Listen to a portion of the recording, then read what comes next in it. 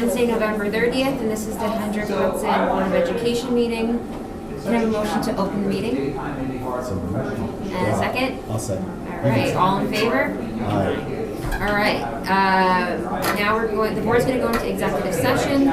The Board of Education will convene for the purpose of collective negotiations under the Taylor Law, medical, financial, credit, or employment history of a particular person or corporation, or matters leading to the appointment or employment history of a particular person or corporation, or matters leading to the appointment or employment or promotion or demotion or discipline or suspension or removal of a particular person or corporation.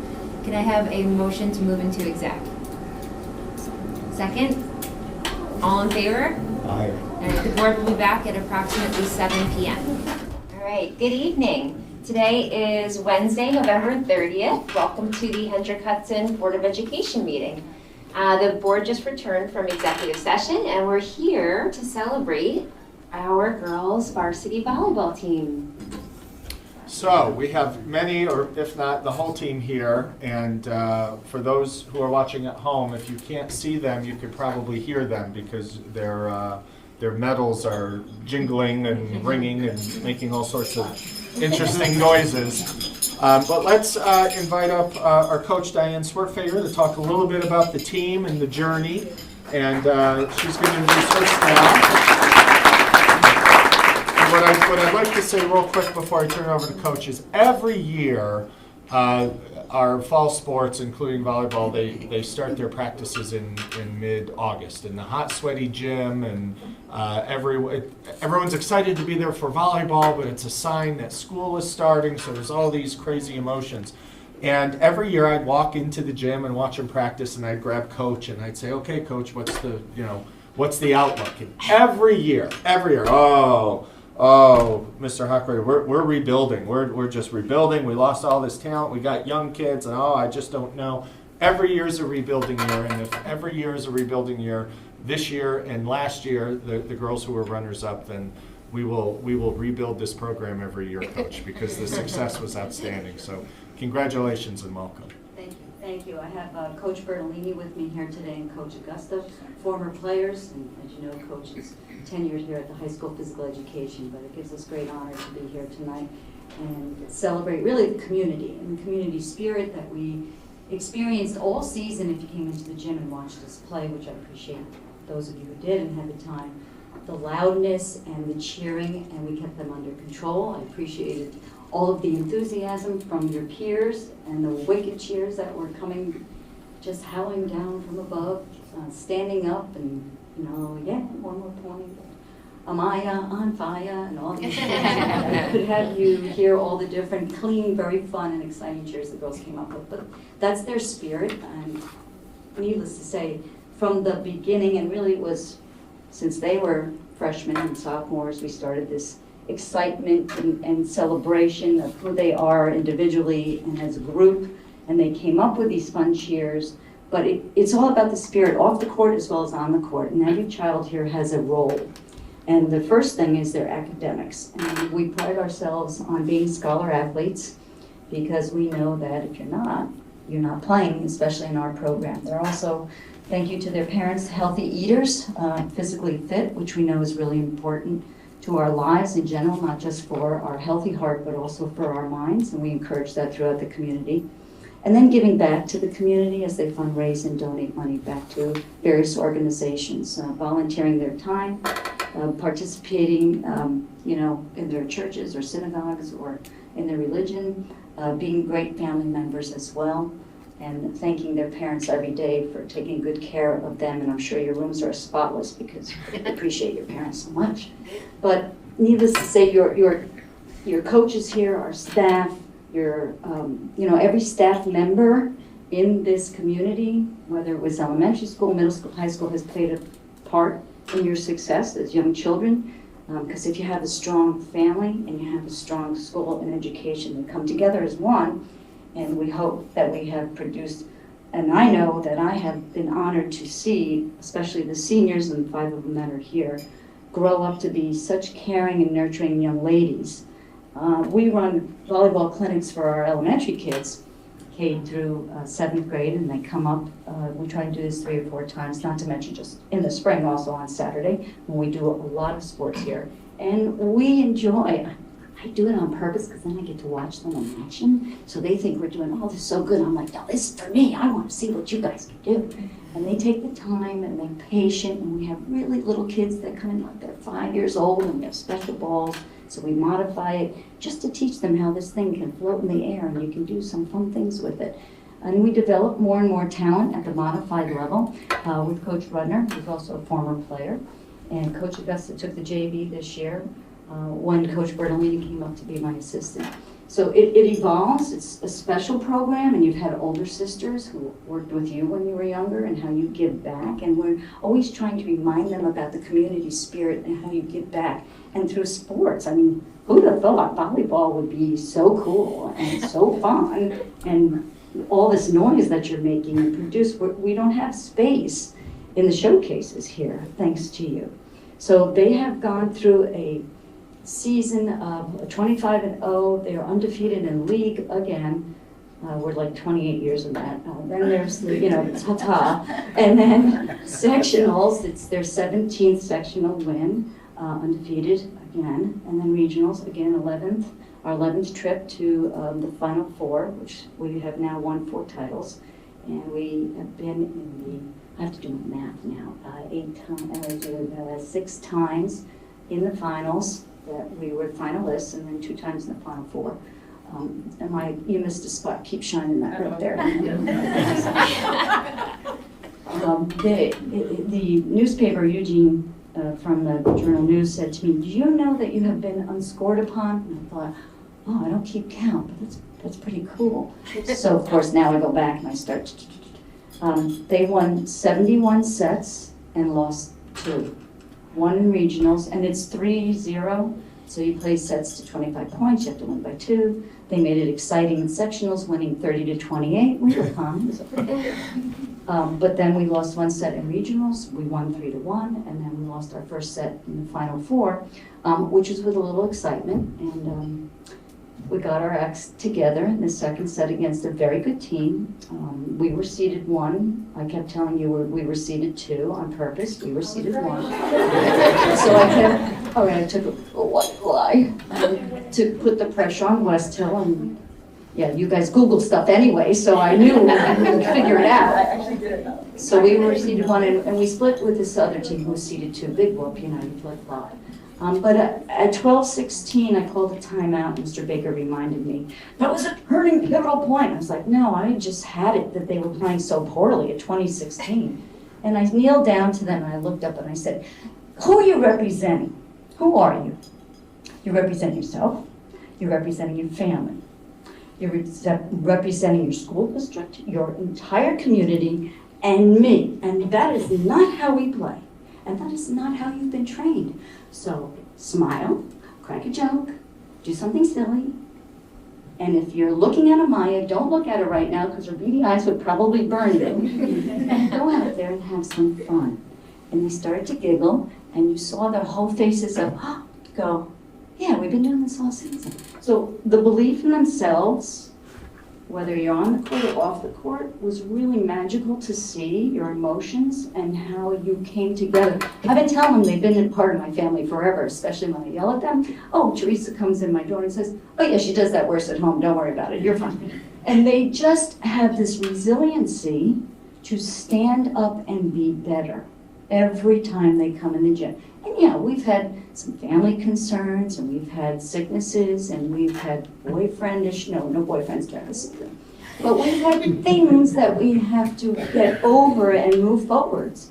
And I think their sense of humor has been a big part of it, their joy and who they are and how they work well together. And I'm hoping that you spread that with your other peers in the school district, because it's important for you to be together as a community. When things get tough, the tough get tougher.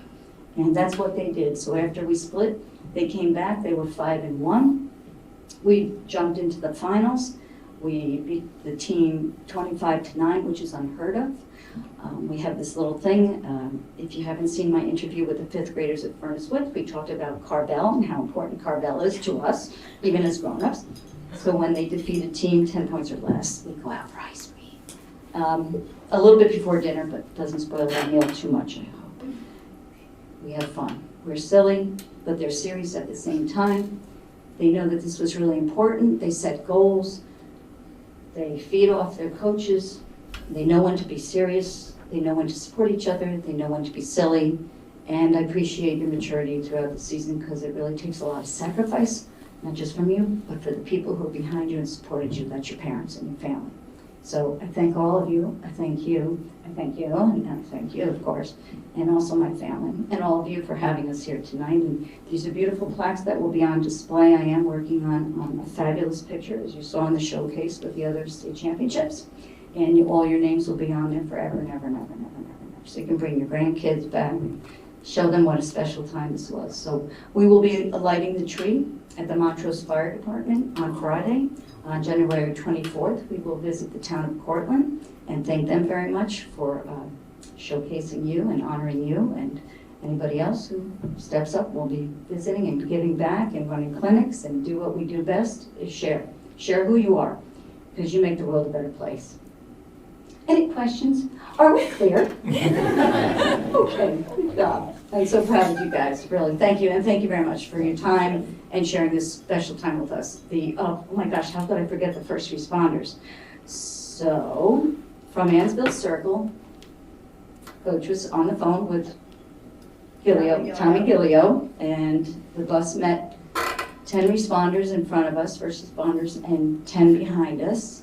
And I felt so bad because I think people must have thought there was some explosion at Indian Point or something, and the noise and the sirens. And on 7:30 at night when we came home, it was a really wonderful feeling, and my ears are still ringing from the screaming that was going on in the bus. But we can't help it but say again, thank you to all the first responders who organized that, and the Westchester County Police also were involved. And we had a little send-off, but the escort coming back was mind-blowing, and yeah, it was for you. As someone said, this is for us. I said, yeah, because you did something special for our community, and they are really honoring you and thanking you. So, of course, those heroes were honoring our heroes. So thank you to all of them, too. It was a great day. It's always a great day to be a sailor, and don't you ever forget that. All right? Clear? Yes. Thank you again very much.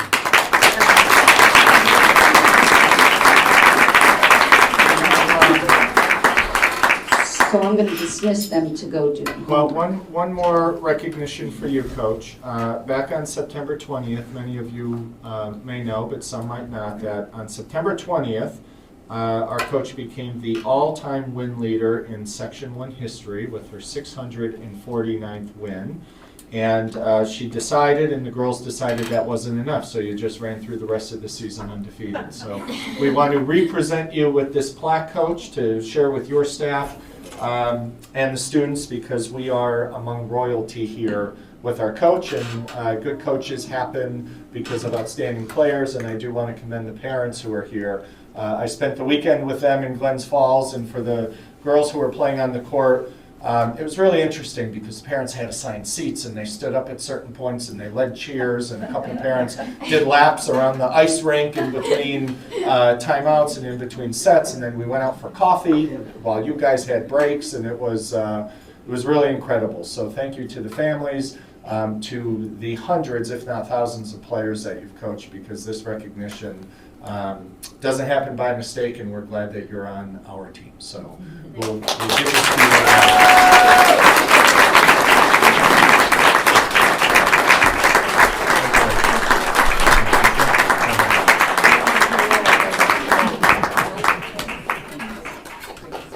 Thank you.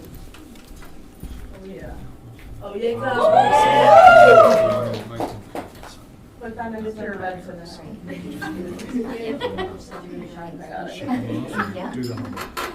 All right, thank you ladies for being here, and to the families. It's wonderful to see you. I actually did get to catch a couple of your games, and I have to say that you guys have taken the spirit up a level since I was here playing. These girls do these crazy like handshakes before the game starts. I don't know how you remember it, but the cheers are absolutely amazing.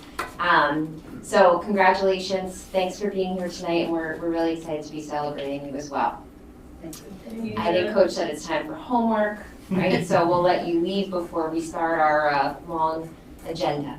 New York State Public High School Scholar Athletes again. So congratulations, like a 93 point something team average. This is the race. Time doing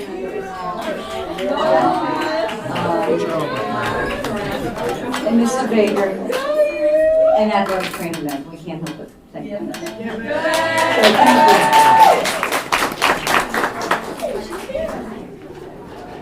I would be remiss not to thank Mr. Anderson for looking after us as states. And when the other teams were loud and playing the music, and my kids were sound asleep. That makes a big difference. Good night. Good night. Congrats. Hey, all right, we're gonna stand for the pledge before we start the meeting. Pledge allegiance to the flag of the United States of America and to the republic for which it stands, one nation, under God, indivisible, with liberty and justice for all. Right. Can I have a motion to approve the agenda as stated? Second? All in favor? Aye. All right, Carmen, we have nobody signed up for We do not. non-agenda items? Okay, so we're gonna move on to the consent agenda. Does anybody have anything to pull from the consent agenda? Can I have a motion to approve the consent agenda? Can I have a second? All in favor? I think we have donations that are pulled. Oh boy, can I read these?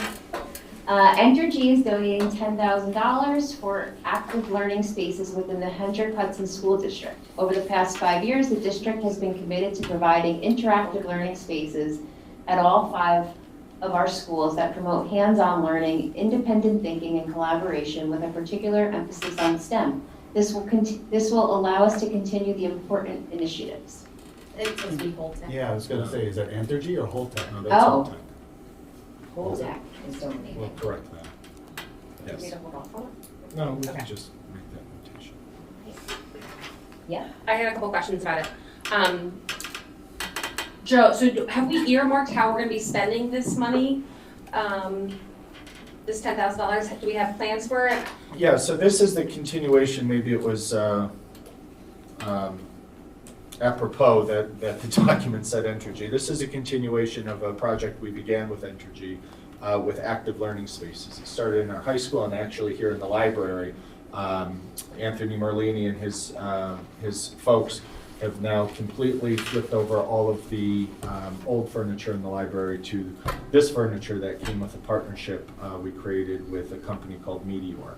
So throughout the high school, you'll see, and have for the last number of years, seen furniture that promotes active learning spaces, higher engagement for students, flexible seating for teachers, being able to move furniture around to have different levels of engagement in classrooms. That conversation then led to outfitting our libraries, including the high school, and over the summer the board spent a few days in a retreat at the middle school library, and you remember some of that furniture which is new to the library, and the kids there is part of this overall vision. So when we met with Holtec and they took over for Entergy, there was a number of meetings with their gift-giving function, both from Entergy and Holtec. Holtec wanted to continue to give to the extent that they could and wanted to keep the legacy of programs or initiatives we began with Entergy alive. So this $10,000 will continue that work. It will continue to provide furniture in classrooms and at the finish off the middle school library. If you remember at the middle school library, one half is done. The other half still had some of the old computer lab furniture, and then eventually have this vision and concept move into the 3 library and STEM spaces at the elementary schools. And how are these decisions made when we go to invest this gift money? Yeah, well, this particular one started a number of years ago with staff development from teachers and a desire to create a more inviting classroom experience beyond the old furniture that we have. And for a number of years, our boards in the past did not make significant investments in furniture or equipment because those are oftentimes very, very expensive, and we don't receive a lot of state aid on them. So we wanted to use the gift from Entergy and then Holtec to sort of revitalize and renovate some of the spaces like here in the library and then eventually the 3 in the elementary school. So it was a vision that started probably back in 2016. But not just administrators, Oh, teachers. correct. Yeah, no, and principals at all. we had conversations here with the board because we always try to find different ways to fund initiatives that are either a board interest or that come out of the schools, and one of those is oftentimes furniture. If you can't, you don't want to fund furniture oftentimes out of your general fund. You want to the extent you can, on a capital project, but we haven't had a capital project that significant the last number of years. So it came out of some shared interest from all of those stakeholders. Thank you. Any other questions? I think there's one more donation.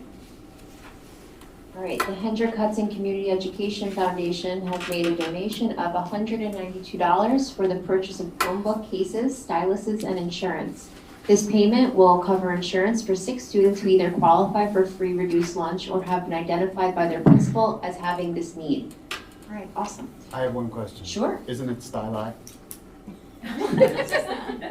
Styli? Oh, because it's multiple. Because yeah, Correct it. I'm just asking. We will We're find an out. educational foundation, right? We will ask our foundation friends. Okay, That's a good question. just asking. Is there any other questions? Yes, right here. Can I have a motion to approve the donations? So moved. Second? All in favor? All right.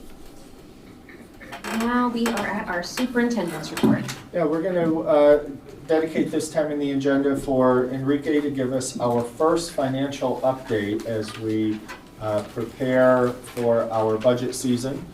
This is one of the earliest updates we've provided the board, and it comes from a series of conversations that we've been having with the finance division from the state education department. When Indian Point was going through the process of closing and we were looking at the enormous financial situation we believed we were facing, one of our many advocacy initiatives was to work directly with the state education department division of budget so that we understood what, if any, increase in state aid we would receive. So over the last couple of years, Enrique and I have had many conversations with the folks up there. There was a conversation most recently a couple weeks ago where they provided us with a glimpse into what they believe to be our initial state aid run. So we're thankful for that partnership and relationship we built, and Enrique is going to give a quick update on what we've learned.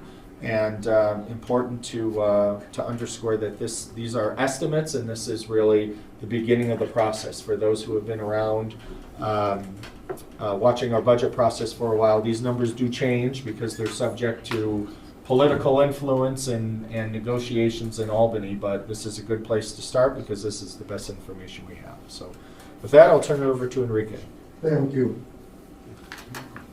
As Joe said, as soon as we knew that Indian Point was closing, we went to Albany several times. Actually, the last time that we were there, people were starting to mask, and it was a complete mess, but all that paid dividends, because definitely I was positively surprised last week when we had our meeting with state aid, because state aid is increasing more than I thought. I was always conservative. I worked with Questar from in Albany to get an idea of how much our state aid will increase. For the first time, it increased more than we thought, not the other way around. So obviously the main reason for the increase is the increase in the wealth ratio.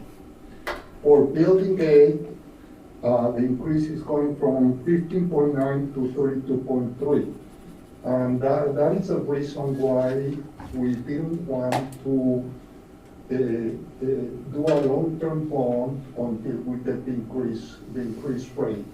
That means that now instead of getting 50% of every payment that we have to make for the bond that finished interest, we're going to get 32%. Sean, the person from state aid, said that next year it might jump another 10 to 15%. So, but for next year, building aid will increase to 32% and transportation aid the same.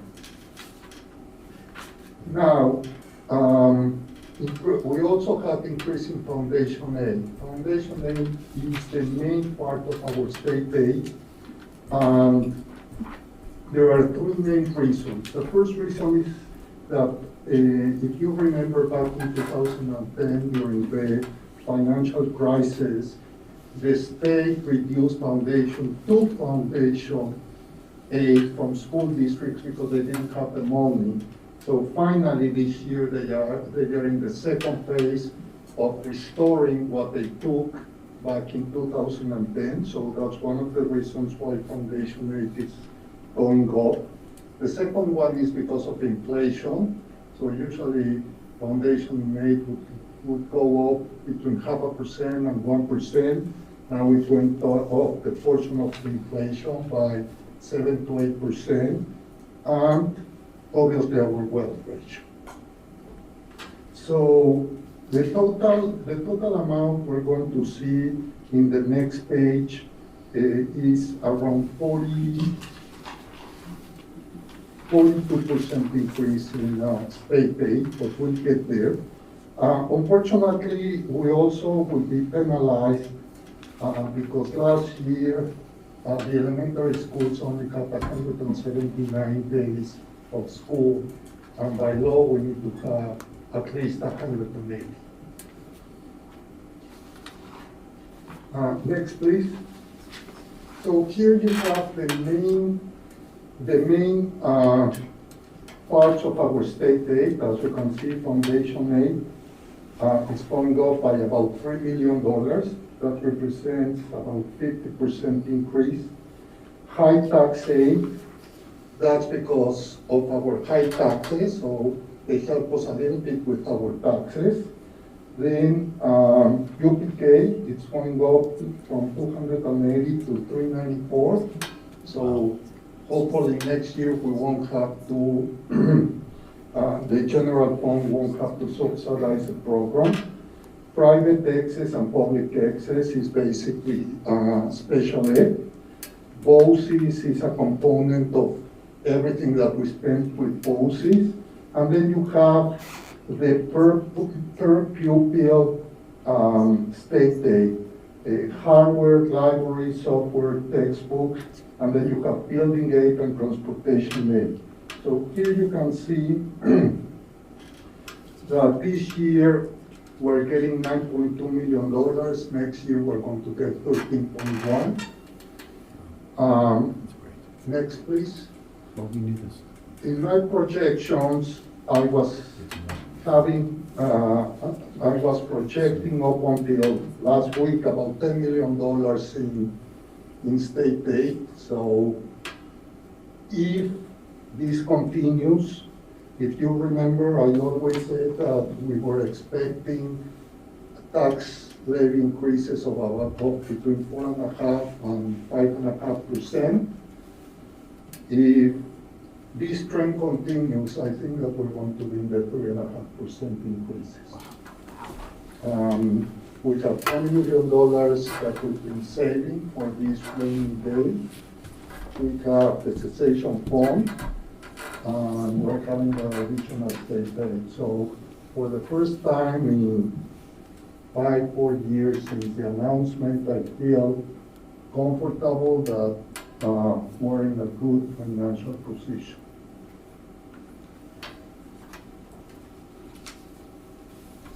Any questions? I'll give you a Moody's A rating for that. Thank you, but it's the whole staff, it's everyone, it's been hardworking, it's been nights of thinking how can we do it, but We're not as good as a volleyball team, but we try. I do have one question though. Sure. So on the first slide where you have the state aid update, you say increase in wealth ratio. I think it's a decrease in the wealth ratio, which Well, yeah. which leads to an increase I didn't know in how aid to and say funding. it, but Right. it's a decrease in the wealth ratio that increases the wealth ratio. It increases the Wealth ratio funding, Funding, right? yes. So I think that just need to add that last word, Yes. increase in wealth ratio funding. It's like Just to I'm make not sure going to people are put clear. decrease of wealth ratio, but. Right. Yeah, but you're right. Okay. It's a decrease of wealth, so you know, prior to this increase, the way the state calculates the wealth ratio of a district is, if a district is 1, it's the average of all the districts of the state. If you're below 1, then you start getting a lot more because you're below the average. Obviously, districts in Westchester and Long Island are the highest.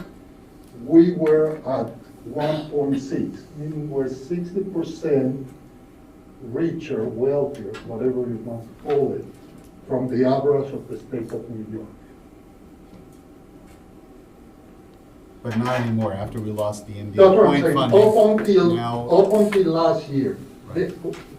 When they sent everything, they are going to show us that now instead of being at 1.6, we might be at 1.3, I don't know. but this funding came sooner than we expected. No, didn't it? 3 No? years. Exactly so this is 3 the third year? years since It's been- the Time closing just of the flies. first It reactor. feels like yesterday. Yeah, okay, So next year, we should expect more. that's great. Great, first one to count. I have a question. I have a Wait, couple. hold on I one thought it was second, gonna Ally, be I Welsh, could, yeah. is it okay, Ally was, Absolutely. okay.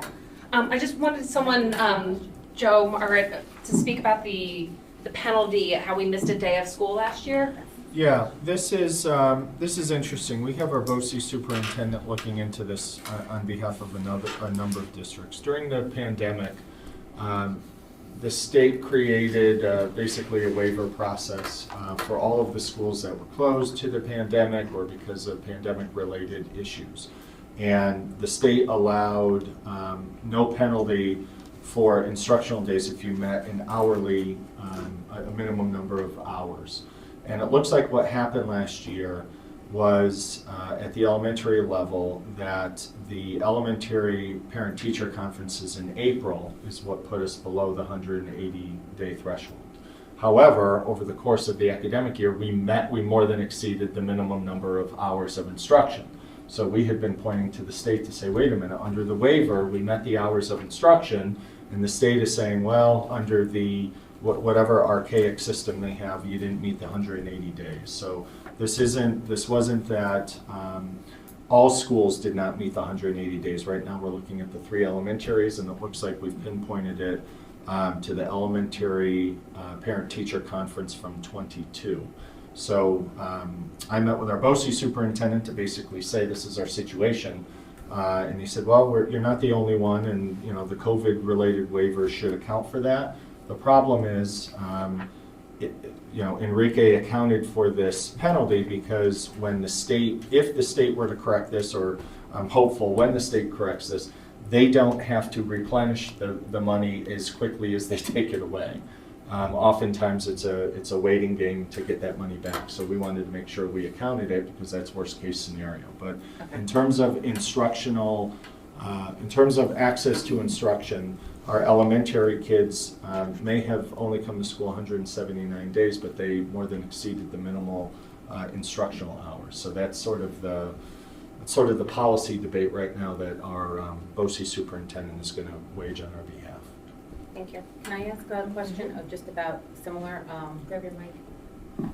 Oh, how do we get notified that that's a problem? Is that something that we have to submit a form that says we only run sports? Yeah, is it the How is it flagged? ST3? The way it happens, Erica, is, like I mentioned a couple of board meetings ago, in August, September, we need to send absolutely everything, every number that we did, the general fund, everything to the state. the state comes back and tells you that there's problems with some of your numbers, and they tell you why. They say, there's a problem, if it's true, correct it, or if it's right, tell me why. Obviously, it speed up the fact that it was not 180 days. Carmen sent us an email to say exactly why, and the state at this point said, no, I'm not accepting. Okay. So that's what I'm saying. We're still fighting for it, but at this point, they still are saying, no, you didn't have enough number of days. And an example of this, and thanks for reminding me, Rick, an example of this is that last year, the high school did not have 180 days because the first 2 days of school, they were closed because we had the hurricane or lightning storm or what have you. So when the state came back, they came back with a number of flags for us to consider. And we had said to the state in the first round, the school was closed, here's all the evidence that the school was closed and the reasons why.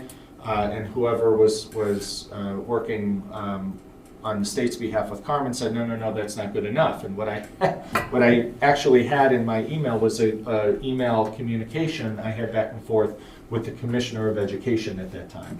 We printed it out, gave it to Carmen, she sent it to the state and said, oh, okay, the commissioner knew about it. So as bureaucratic as our system is, sometimes it also relies on an email. But there is an opportunity. There's a data dump that goes to the state and then an opportunity to sort of reconcile some of these. Right now, we're trying to reconcile this $22,000, and it's not just us, because there were a lot of schools in our situation that were closed for any number of reasons or didn't have the instructional days, but more than exceeded the instructional contact hours. Yep. So how do we compare, what are other districts seeing as far as increasing financial state aid? Yes. I mean, this is great, but I just want to know, are we getting everything we can? That's why I wanted to divide this. In Foundation aid, most of the districts are getting an increase, because again, back in 2010, they took Foundation aid from all the school districts in the state of New York, and now they are restoring it. So most of the districts are getting, and the poorer the district, the more they are getting, because they are the ones that usually get a lot more in Foundation aid. Or I'll say it goes between, in Foundation aid, between 10 and 40%, and we got a lot more because of the wealth ratio part of the equation. Okay. So, quick question, on this 180 days, how do we just make sure that this doesn't happen again? Like, can we put a math teacher on this and have them count how many days? Oh, well, we do, well, when we approve our school calendar, we actually have the give back days. So if we use too many snow days, what vacation days we have to take back. In this case, it really was around the COVID-related waivers, because we didn't have anywhere near 180 contact days the year before, because we were open and closed and those sort of things. So our research found that had we not applied for the waiver, which we believe would have kept us fine, the alternative would have been to not have the parent-teacher conferences in April. So knowing that, we may need to make that call, depending on the number of snow days we have, and some of those other things. For example, I don't think I don't know if the COVID waiver is in effect this year. We don't believe so, but if we would ever get close again, that's, well, you get back days, so you pull from April vacation, which we had to do a number of years ago. Yeah. But right now, the April parent-teacher conference day is a day that's not accounted for, and we may have to consider that going forward, or to make that virtual or after school or what have you. But this really is a situation of the COVID waiver was about the building being open but not sacrificing instructional time. So that's That's our claim, and I'm sorry? So this year, we went to half days for the parents teacher Yeah, conference. okay, so there you go. Okay. So half It won't be days. a full day, it'll be two Okay. half days. Yeah. But what about Juneteenth? Oh, that was my question. Well, and that's another matter. So Juneteenth became a federal holiday after a lot I'm of sorry, districts. Margaret, I'm not American. I'm sorry. After the boards of education approved their school calendar for the following year, then Juneteenth became a federal holiday. So districts had to make adjustments there. So some of the other districts looking for the waiver are ones that recognize Juneteenth as a federal holiday and didn't make their 180 days as well. So this isn't unique to us. It's not even unique to COVID, but that was one of the big considerations was school districts were pushing, well, I shouldn't say pushing back, but saying we're going to need some more leniency with these mandates if you've just added another federal holiday, especially in June, to disrupt instruction for regions or end of the year. So, But going forward, we'll stay on the conservative side, Sure. just to make sure we hit the minimum days. yeah, and that's one of the reasons in our school calendar, and we're starting to build that now for the 23-24 school year. We identify for families that if we use too many snow days where we pull in January, or where we pull in April from spring break. So I have two things. One I have for Enrique, and I have two questions for this conversation. What is the minimum number of hours a year that we're supposed to? 990 at elementary. And how many did we do? We're always over for elementary, it's the secondary that comes the closest. And I think it's 9 for secondary. And we were over 990 this year, by how much? We have to- give it to you tomorrow. I'll Yeah, have okay. it. And then my other question is, why are we pinning it, if Juneteenth was the first year that we recognized it was in 2022, why are we pinning it to a conference and not accounting for Juneteenth as the failure? That sounds like. I'm not accounting it to Juneteenth. I'm saying other districts No, that may not. You have said it's met. because of a teacher. I'm not challenging you, I'm asking you. Yeah. You had indicated that we believe that that the issue came down to us having a teacher conference in April, but we always have a teacher conference in April, right? So it sounds like it's Juneteenth that was new in 2022, but how long did we know I feel like Juneteenth has been sort of a discussion for a while, that it was going to be a federal holiday. So it's a little weird just that we gave a snow day back in 2022 and then didn't account for Juneteenth. I'd have to look at when that became a federal holiday and at what point our calendar was approved. Okay, yeah, According to the state, one of the responses was they've been sending to curriculum and instruction over 3 years leeway to let them know that Juneteenth for the 2022 was going to be a national holiday. So and then, thank you. And then my other question is, you indicated the building aid went up to 32%, and then there's talk that we may get 10 or 15% more next year. Is that 10 or 15% more as a percentage of 32%? Or does that mean we're gonna go to 45 or 50%? what he told us is that the increased money because of the decrease of wealth ratio for next year is due to the first reduction of pilot payment. So he thinks that next year the second reduction will be applied, and therefore our ratio will go down, and therefore more money will come to us. So like 35 to 37% next year? I'm hoping more. Okay, I'm hoping about Thank you. 40, but yeah, thank you.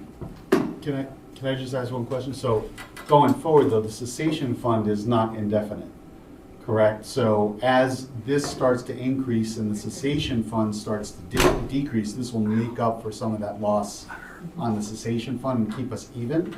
Is that the idea, or will eventually, what will happen over time? Greg, please go to the last slide. Yeah. you can see in the last slide that, like I always said, we have $20 million on assigned fund balance. We have the cessation fund, and we have increased state aid. So my idea is to use fund balance more those years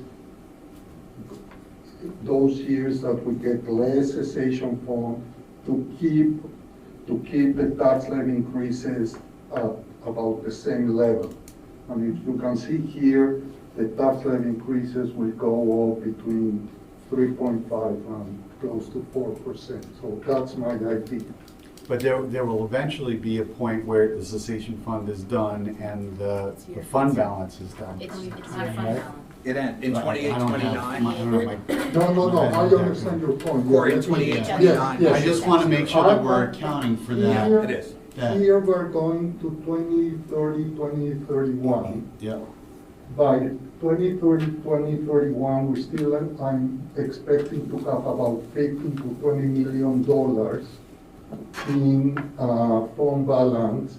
So going after 2030, 31, we're still going to continue subsidizing the tax levy at 3.5, and about 4 or 5 years later, then we'll be able to be back, the 3.5 instead of 2% over 15 years yeah, will make up that difference. right. I mean, eventually the ride is done, right? Exactly, Is the that's what point I'm I'm saying. trying to make.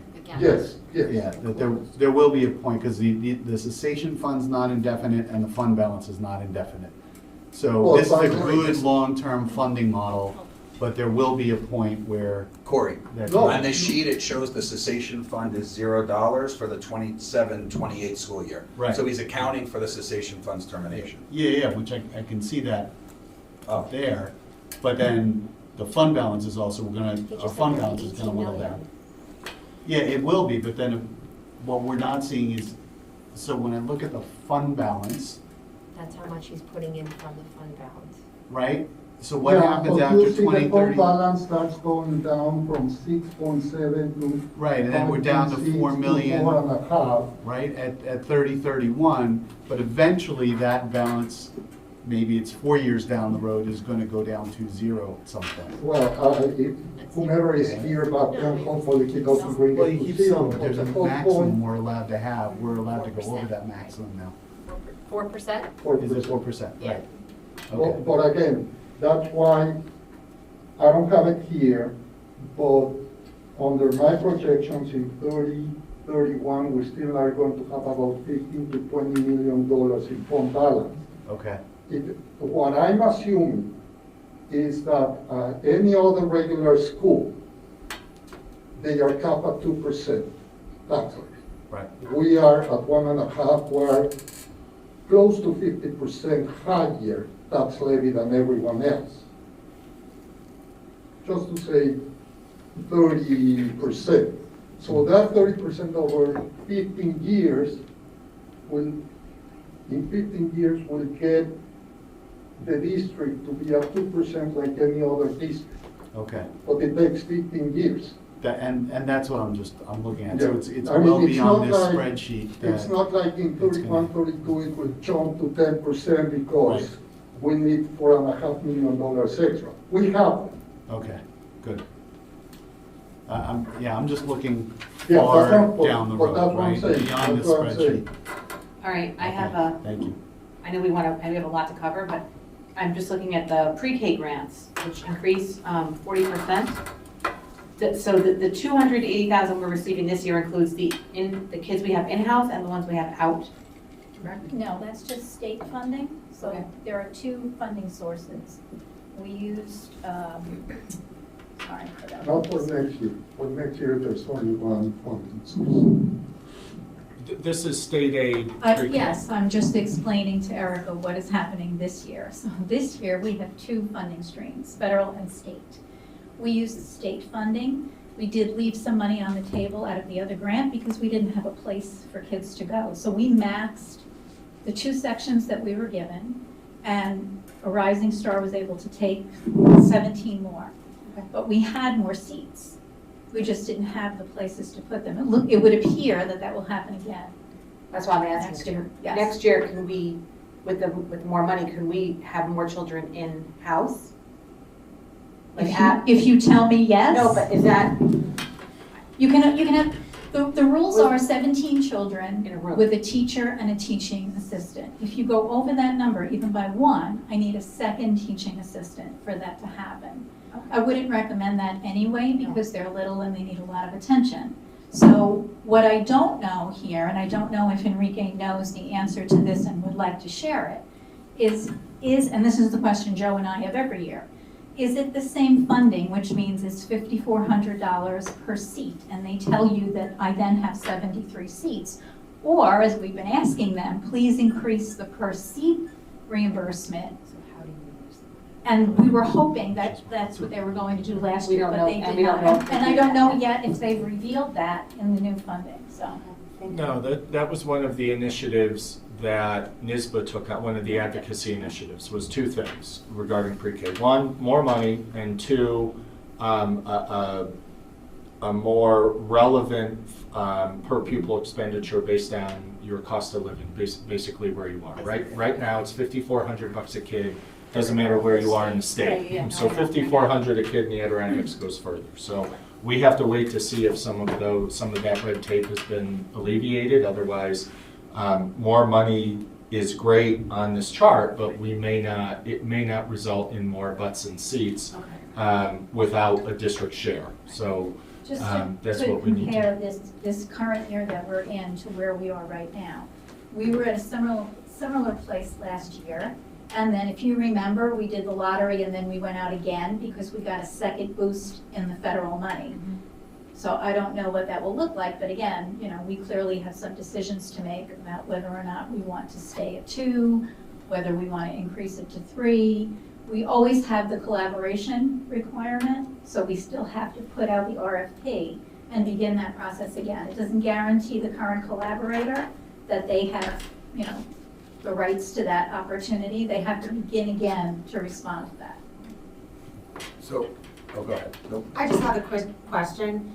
Does the 179 days impact teacher contracts since they sign a contract every September to teach 180 days? Like, does that impact them at all?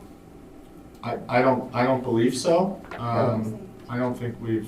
No, we have to pay them as 100 actually, teachers have to be here 182 days. But with the conferences? Yeah, no, if it's our fault, why should they get paid less?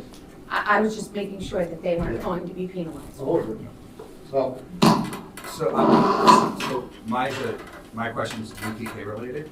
We get 180 now, which comes up to 5,300 kids on, $5,300 a kid or whatever the number is, right? So what does the 280 represent? Because this says we have 280 now and it's going to 394. That's what they gave us this year. So it's 180 for in-house and we have 100 for, no. The way it works is we have to.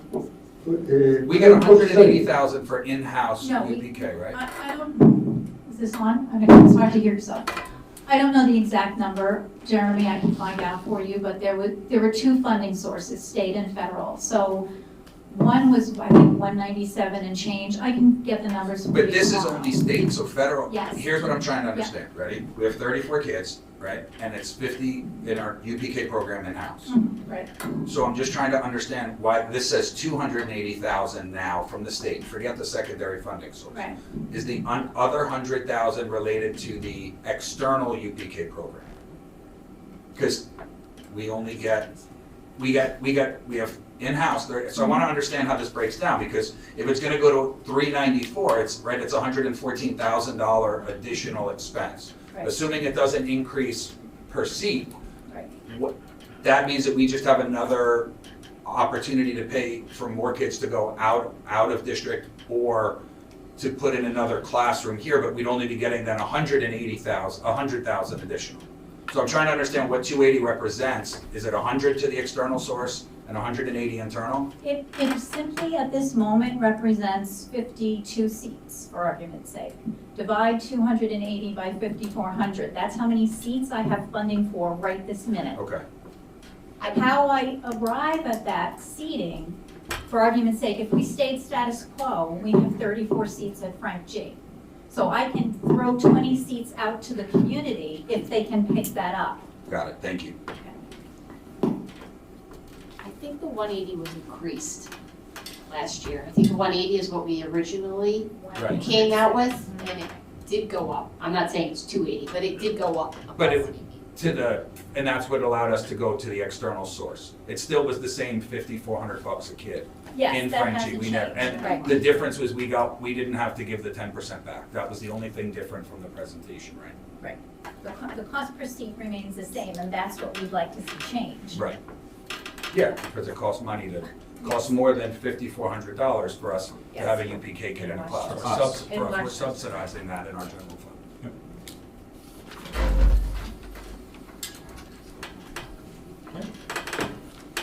Any other questions for the case? This is great news all the way around.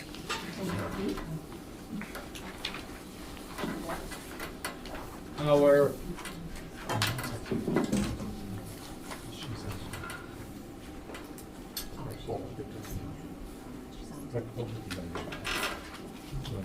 So our first presentation is around our demographic and enrollment overview. So when we were discussing as a board last spring and into the summer about the potential of a capital improvement project, a good thing to always do is to have an updated demographic and enrollment report. Oftentimes when you present a capital project to the state education department and you're renovating buildings or you're seeking reimbursement to renovate schools or make additions or so on and so forth, one document that the state always asks for is, well, let's see your demographic report. How many kids are you anticipating gaining or losing? Because the state does not want to fund a program or fund a capital project if you're going to be losing children. So Enrique and I met over the summer and said, let's get that done because sometimes these processes move quickly.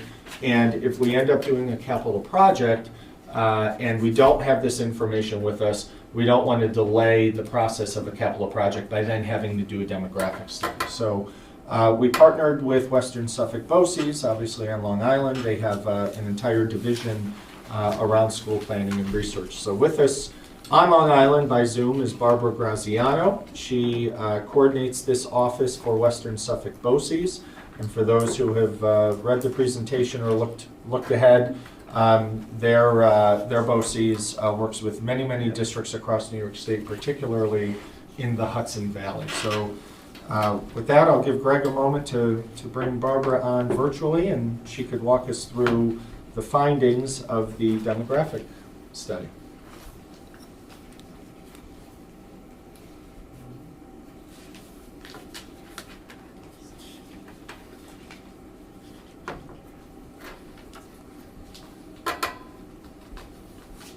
Barbara, can you hear us? I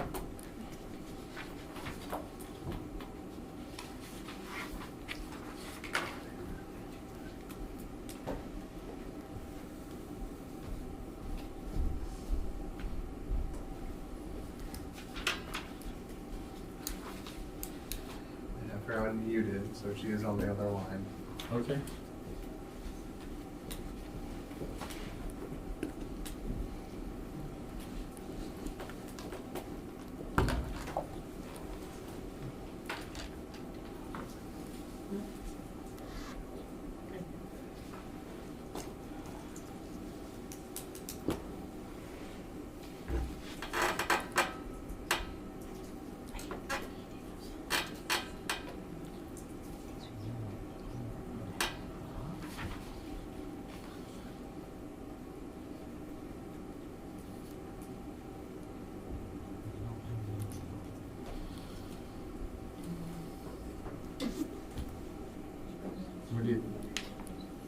Waiting for her to start her video, keep asking her to start. Oh, okay.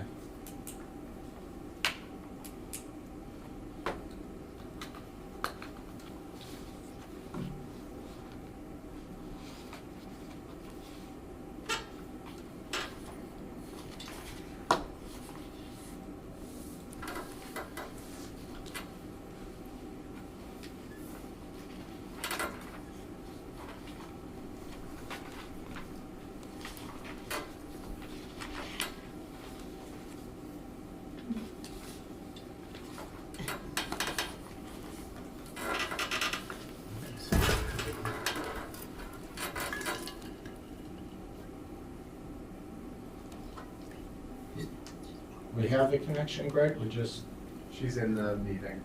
okay, but we don't. Yeah, Greg, I think Greg was talking with her.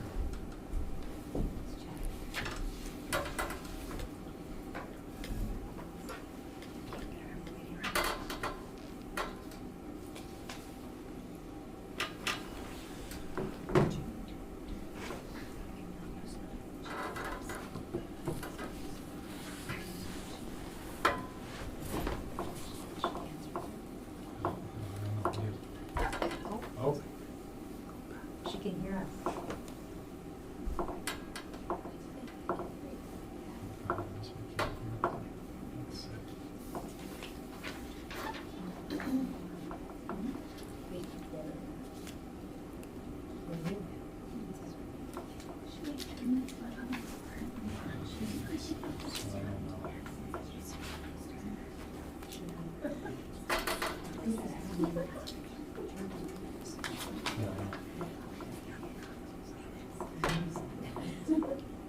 yeah, he'll need to dump her to put the presentation. Let's- So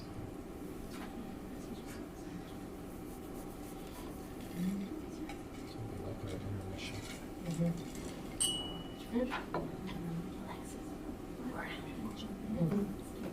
Greg, should we have the other group go first with that? I think if we could switch it. Okay. see if we can- We'd like to welcome our PTA friends. We're gonna go to the bullpen here. We'll get your presentation up. There we go.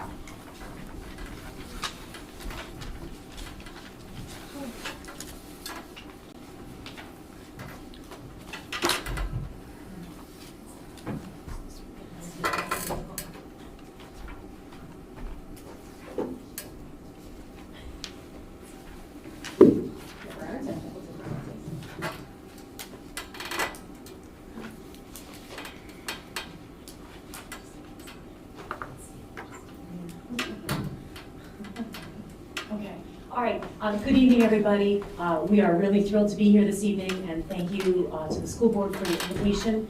I've been in the district 15 years, and I'm really thrilled to be here on behalf of the PTA presenting this evening. It's a really special event, and we don't take it lightly, so thank you. Tonight you're going to be hearing from the Hendrick Hudson High School and the Blue Mountain Middle School PTA and PTSA. We have most of our executive boards here this evening. I'm Rebecca Quigley. I'm the PTA president at the high school. And I'm joined tonight by Ann Malloy and Janine Eichenholz, the co-presidents at Blue Mountain Middle School. And so we're going to be taking you through our activities this year and our initiatives. So as you see on the screen, this is just a list of our executive committees, our officers for this year. Each team works collaboratively together, very well together, and both of our units also work together very well, in touch quite often, making sure that we are keeping the flow moving between each of our schools. So at each level, the PTA has a little bit of a different focus. And what we did was broke down for you how we look at each of our units and how we address the needs of our students and our staff. At the elementary level, as you heard 2 weeks ago, they focus a lot on the kids. What programs can they bring into the school? What can they do to work with the teachers to make sure that the students' experience is one of the best ones they can have? At the middle school, we're a little bit of a transition. Just like for the students, we are also for the PTA, and we are making sure that we are working both with students and with staff to provide the programs that each wants. So at the middle school level, the students have a little bit more of an involvement. We have student government that really takes a lot more responsibility, and other clubs where the kids can get involved and take on leadership roles. And as the PTA, we work to support that in conjunction with the staff. At the high school, it's really much more student-driven. The students at the high school level have that independence. They have the knowledge, they have the skills, they have the experience at that point to take a lot of the initiative themselves, and we are there to support them and provide for them as best we can. The Special Education PTA, or SEPTA, works with all of our schools. And I know that you'll be hearing from them, hopefully at a meeting coming up very soon. They are there to provide support and resources for parents, staff, and the families throughout every level of education, on every spectrum, for the entire spectrum from one end to the other. We work with the SEPTA and with each other to make sure that we're providing a whole, well-rounded experience for the students and the teachers. All right, great, thank you. So I'd like to speak to you all about the high school and our priorities. The biggest thing that we wanted to acknowledge coming out of the last several years was that the kids are desperate for opportunities to spend time together. So we wanted to provide them with those opportunities. Last year, for the first time ever, we did a spring and a winter carnival. Absolutely no charge to the kids. The winter carnival was the Friday before the February break, and the spring carnival was in May after AP exams. This was absolutely no charge to the kids. We kept having the kids coming up to us saying, "Are you sure the food's free?" Yes, the food was free. We were happy to do it, and it was a fantastic opportunity. We actually, on both occasions, had to kick kids out because we had to turn over the cafeteria to other events. So we're going to be doing those again this year. And another big initiative for the high school this year was homecoming weekend events. We had a lot of discussions with my executive board this summer. We wanted to elevate homecoming and make it something that the entire district could get around, no matter what school or whether you're in the community or still in the school community. And so we worked really hard that if you were a high school student, for $20, you could attend every event at homecoming this year. The football game on Friday night was free, the color run was $15, and the dance was $5. So for $20, you could hit every homecoming event.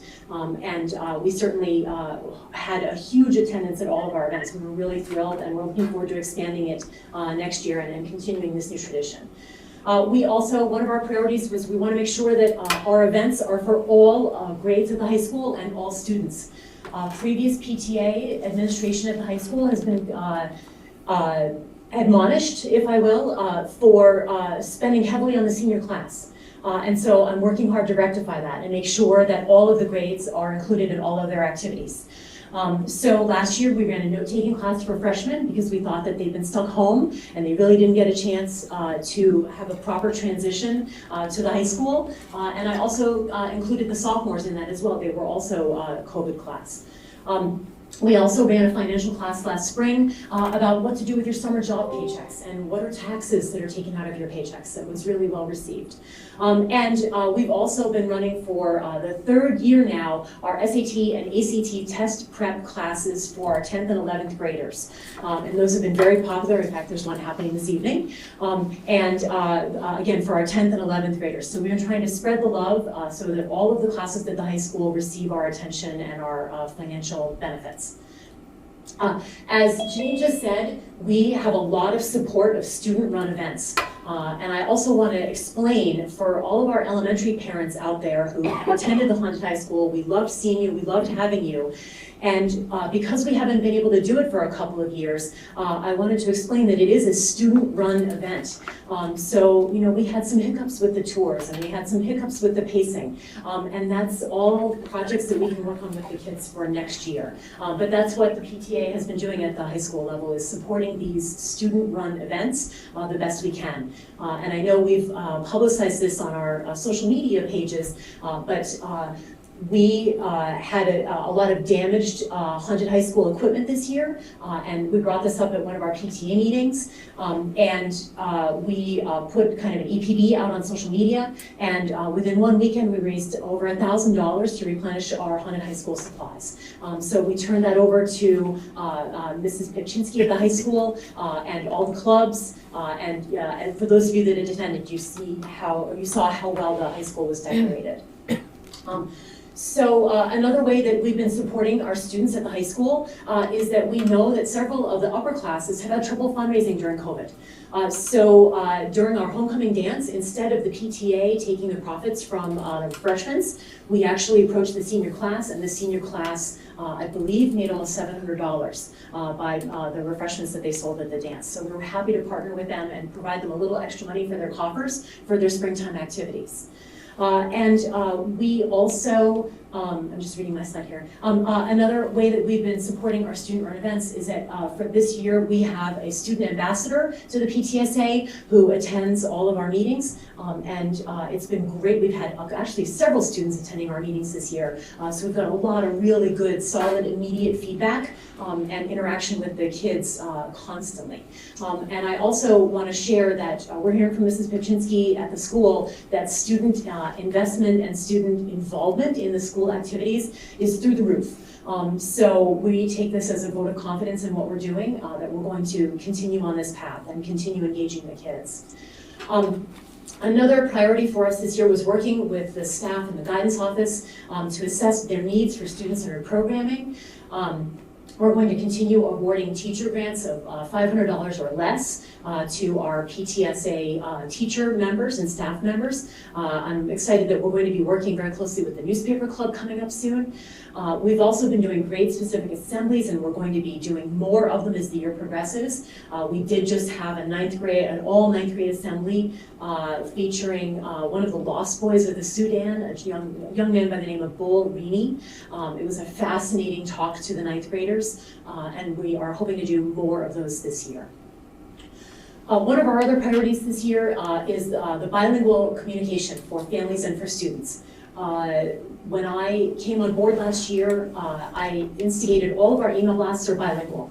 And I make sure that all of our members of our community are accounted for and can receive our communications.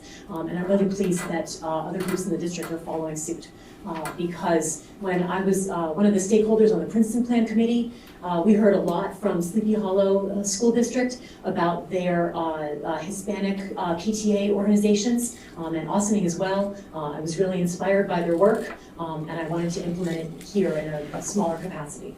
We also had a translator available at our career fair last night, so we're trying to make sure that all of our activities are available to all of our students.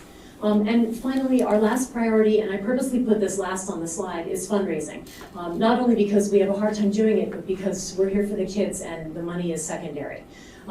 We've launched a number of new events. We had a color run this year for homecoming, and we're hoping that more of those will take traction and grow, and then we'll add other events as well. And we're also encouraging parents to stay involved. We all know that as the families age out of the district, you typically have less involvement, but we're here to say that we do still need all of our parents and all of our families to be involved, and we appreciate and are grateful for all of their help. So we want to keep on that path. So, great. Thank you. So our initiatives, as I've explained, we've had a number of events already to date. We had our first ever career fair last night. We had 45 career professionals in the Dome. It was really well attended. We had really good feedback from the professionals. And I think I'm not sure exactly how many students we had, but we had a good turnout for the first ever time doing this. And we're planning on doing it again next year. And that way we can gain the momentum and kind of put the bee in the students' ears that to come back. But the kids that were there really benefited from all of the talking to the different professionals. We had several school board members there last night representing their careers, so we thank you for your service last night. We really appreciate it. And the careers were all over the place. Every walk of life was represented, and something that we worked really hard to do. As I mentioned, we have a number of fundraising efforts that are underway this year and ongoing. It's not a huge amount of fundraising that happens at the high school level, just because, again, traditionally parents are more checked out at that point, and they're also incurring bigger expenses in their family and home situations with college. But we do still fundraise. We actually have a fruit fundraiser that's going on right now. For future events that we have coming up, it'll be all steam ahead after this evening for our senior fashion show, which is happening on March 10th. And we'll be doing some more spring fundraising and awarding some more teacher grants. And we're going to be doing a transition to college event in conjunction with the guidance department later on this year. So at the bottom of this slide, I have a section called School Board Support and Advocacy. Just items that I wanted to put on your radar screen for the high school for the upcoming year. One thing that has been very well received amongst our 10th grade parents has been the PSAT. It is a requirement for our 11th graders, and the 10th graders have the option to take it. And I like to think that it's a luxury that we can afford our students. Traditionally, our 10th graders have taken advantage of those tests when we've had extra copies of the test. And I would love to have further discussions with the board about making this available next year for all 10th graders in the district. I don't think it's a large exorbitant cost. So I'm hoping that that's something that we can push forward so we can guarantee that all 10th graders who want to take it next year are able.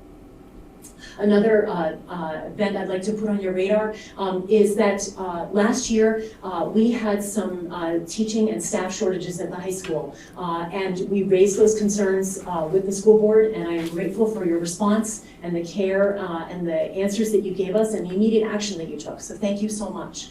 I just wanted to explain that right now we have 2 teaching assistants at the high school, and we're coming into our major flu and cold and COVID season. It's going to rear its head every once in a while again, and I wanted to put it on your radar that I'm hoping that we can find money to provide more teaching assistants for the high school because as you all know, at the high school we have 3 lunch periods that are very large groups of kids in attendance, and if we can have more teaching assistants in the school when there are teacher absences, we don't have to put everybody in the cafeteria and it doesn't become a cesspool.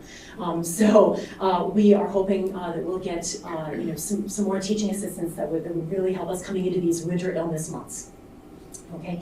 I'd also like to put on your radar screen, we'd like to reactivate the Hen Hut Advocacy Committee.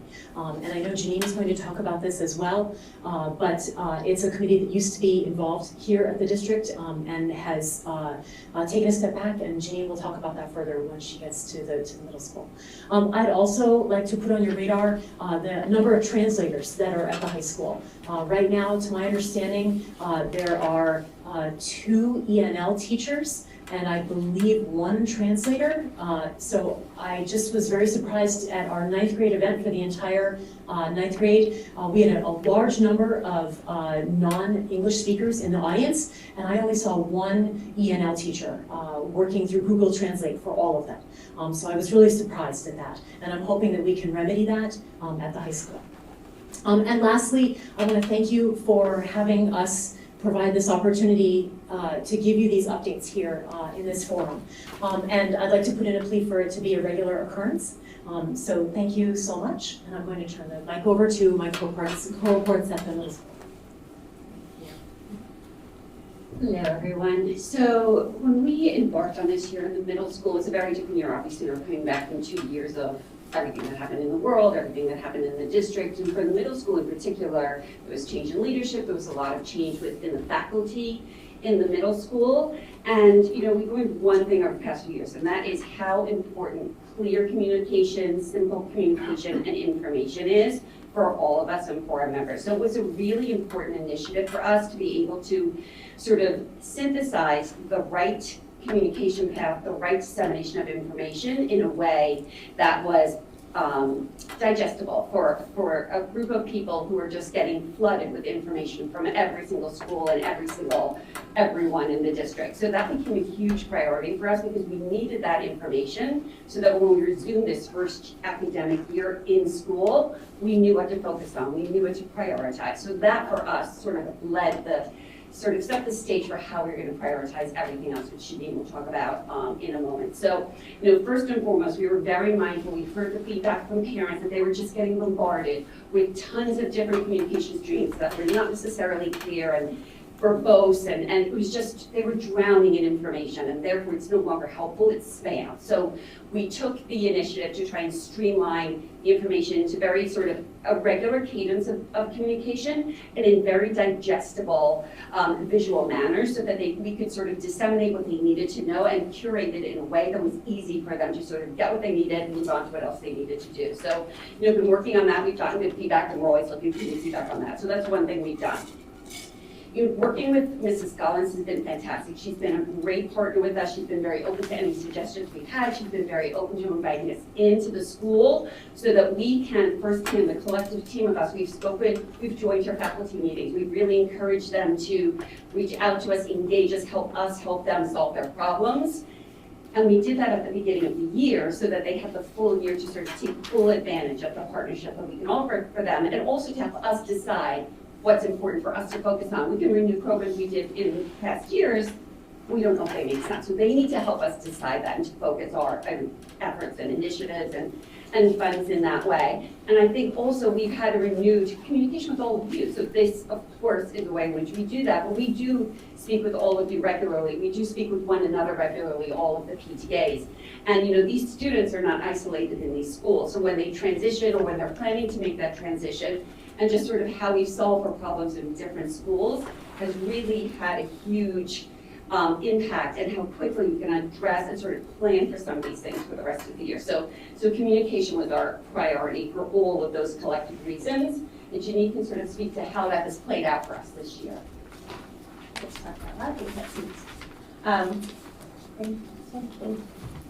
So you'll see from the next one, these are our initiatives this year. Our events to date, as we said, we're starting slow. We have a new administrator, a new principal at the middle school who has been a great partner to us. We also have a lot of new staff at the middle school. We had a lot of retirements last year, and a lot of staff moved on, so we've got new teachers that came in. So we wanted to give everybody a chance to kind of settle into their new role and kind of learn their environment before we started throwing too much at them or telling them to throw stuff back at us. So we did join the faculty meeting last month, or earlier this month.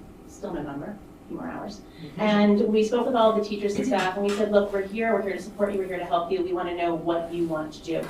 So we are in conversations with teachers there to find out what they'd like us to do to support them. We have met with the student government leaders, we have been in contact with the gardening club chairs and other committee chairs there to let them know that we're there as their support and to find out what they want. So while we are working that out, we have had a significant fundraising effort at the beginning of this year. Fundraising at the middle school was light in the last few years, but a lot of the schools was light, elementary as well, because we weren't doing as much, and then through the transitions that we've had. So we are trying to do some fun and different things. Our school photos were great this year. Our spirit wear sale, all the items are in, we're getting ready to pass those out.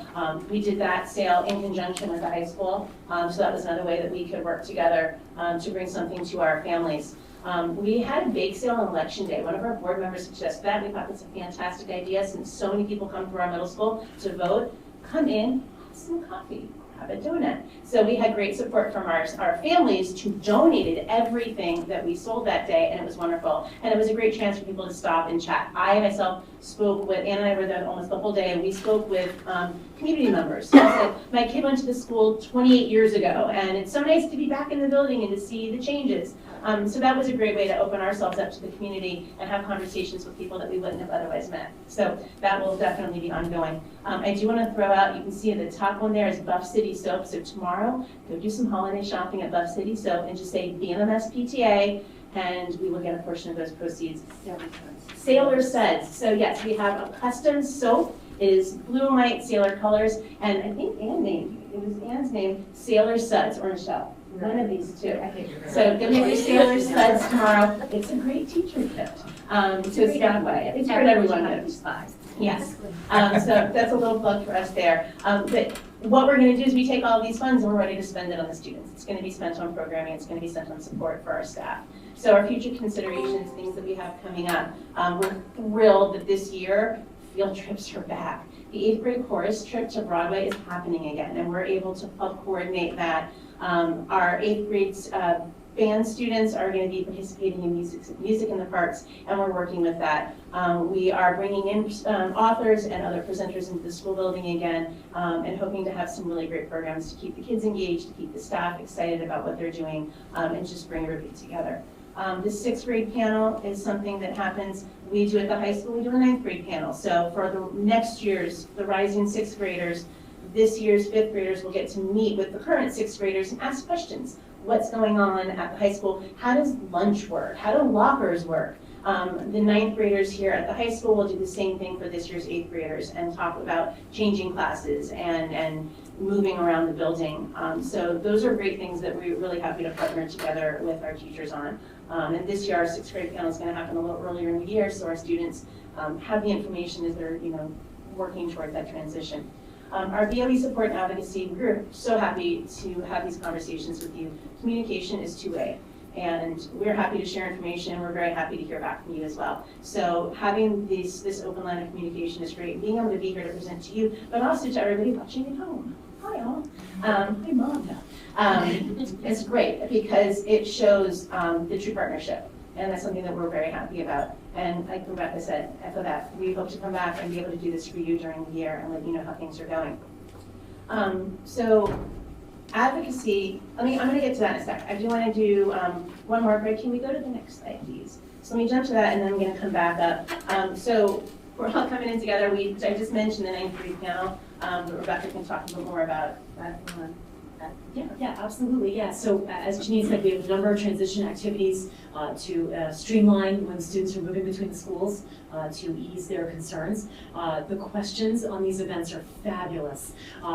In the high school, do you use your lockers? And the answer is no. And in the middle school, it's, I have to change for gym, really, really fantastic questions. And so, yeah, the parents get involved in it as well. And we look forward to these events because it's so great to be able to share all of our knowledge. And the kids that we get as our panelists are so well spoken, and they come up with just insanely smart answers, and better than we could have even dreamed. So anyway, they're really, really fun events every year. So that's one of our collaborations is we do those, like I said, the 6th grader and the 9th grader panels. A couple of years ago, we wanted to have more of a collaboration between the high school and the middle school. And I was considering doing a used book sale while we were in the middle school. And then I said, you know what, how about we partner with the high school? We actually ended up doing it here on the high school lawn so that it encouraged the middle schoolers to come over to the high school, get on the campus, get comfortable being in the driveway, doing the loop. So anyway, we've had a lot of success doing that used book sale. It's every spring. And then, yeah, so we really want to bring our SEPTA in more. I think a lot of parents don't realize what the SEPTA is and what they're there to do and the support that they can give. That group of parents is incredibly knowledgeable and they can provide so much information. So the next one down is the New York State PTA Convention, and I was very happy to attend this year. The high school and middle school sponsored my attendance. One of the things that happens at the state convention, aside from the business meeting of the PTA, is an opportunity to attend workshops. And I attended a workshop on SEPTAs. And I learned so much. One of the first things that, I'm in the workshop and I'm texting these two, texting those two, texting SEPTA, saying, guys, we need you at every meeting. And all of our PTAs have instantly put our SEPTA on our agendas for every meeting. So our SEPTA will always have an opportunity to come and share what they're doing. The same way we have our Board of Ed liaisons on our agendas at every meeting, so you guys can share what's happening at meetings. Now we'll be able to have our SEPTA reps come in as well. And we're going to share their information so that our parents know that they exist and where they can go to reach things, to reach information and people who can help. The PTA convention is one thing. There are actually 3 conventions that New York State runs throughout the year. And also, one of the things we're going to talk about in a sec, but now, is the structure of PTA. Not everybody realizes that PTA is a national organization, that we are here in our schools, but beyond our buildings. SEPTA doesn't have a building. They're in all 5 of our buildings. Beyond our district, we're part of the Westchester East Putnam region, and that region is part of one of 18 regions throughout New York State. New York State is one state of all of those in the country that participate in the national PTA. So what that gives us is it gives us a support network. It gives us people across the country that we can reach out to say, how do you do this in Oklahoma? And how are you doing this in Vermont? And how are you working this in Florida? What's going on? We can hear the issues that are important to our counterparts around the country, especially here in New York State. We can find out what's going on upstate, what's happening on Long Island, and we can say, this is what we're doing here in Westchester. It's a great way to share ideas. So we have, for the last number of years, had representatives attend the New York State PTA Convention in November. We do a lobby day in February where we have an opportunity to actually meet with our legislators and promote the advocacy efforts of PTA for our students and teachers. And we have a summer leadership conference in the summer, which is 2 to 3 days, and it's full of training and workshops. So we have the ability to talk and discuss. A PTA convention is one of those things, and that's where this, kind of, I would say, invigorated partnership with SEPTA has come in. So we're really happy to be partnering with them on a lot. Was at the career fair last night.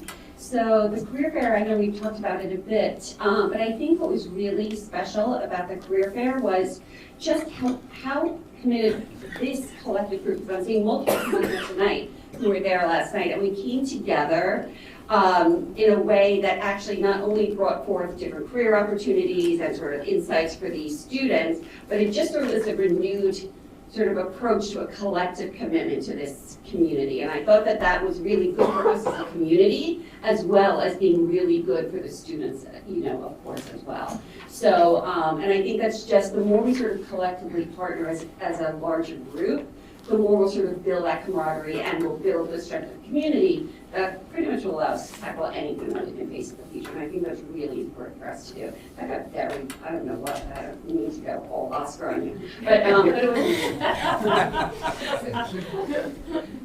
And I just actually want to mention, Career Day at the middle school, hopefully we're making a comeback this year. It hasn't happened the last 2 years because of COVID, but we've spoken with Mrs. Collins, and there is someone who hopefully will be taking that on. So we hope to be able to share more information about that, because that would be, it's a wonderful event. If you've never been through a middle school career day, it's great because the kids are all in the building. They have great opportunities to kind of dance around and see a lot of things, a lot of people. All right, so just to finish up, I do want to talk about advocacy for a moment. The primary focus of PTA is advocacy organization. And one of the things that we do within our units is to really work on behalf of our students and our teachers. And being here tonight is one of those ways that we can do that. Rebecca has had many conversations about going to the high school and things that we need, such as the things that she spoke about, that are really important to our high school students and teachers. The advocacy committee existed for a while. It was active for a little bit, and then it kind of got quiet, and COVID happened. And one of the things that we've been working on since last spring is to really bring that back. So we have a couple of parents who are interested, and hopefully will be stepping up, will be meeting soon to take on the chair of that, something that I had done for a long time, but I want to focus on the PTA, that would be my unit that I'm co-leading.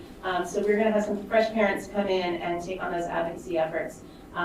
In the past, we have met with board members when issues have come up. Margaret's been in meetings.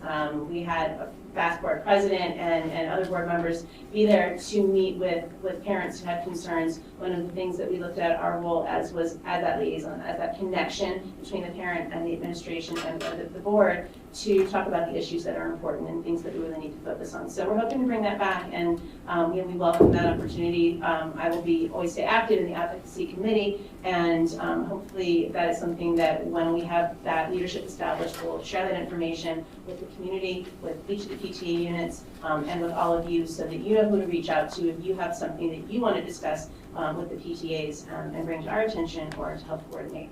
So advocacy is incredibly important.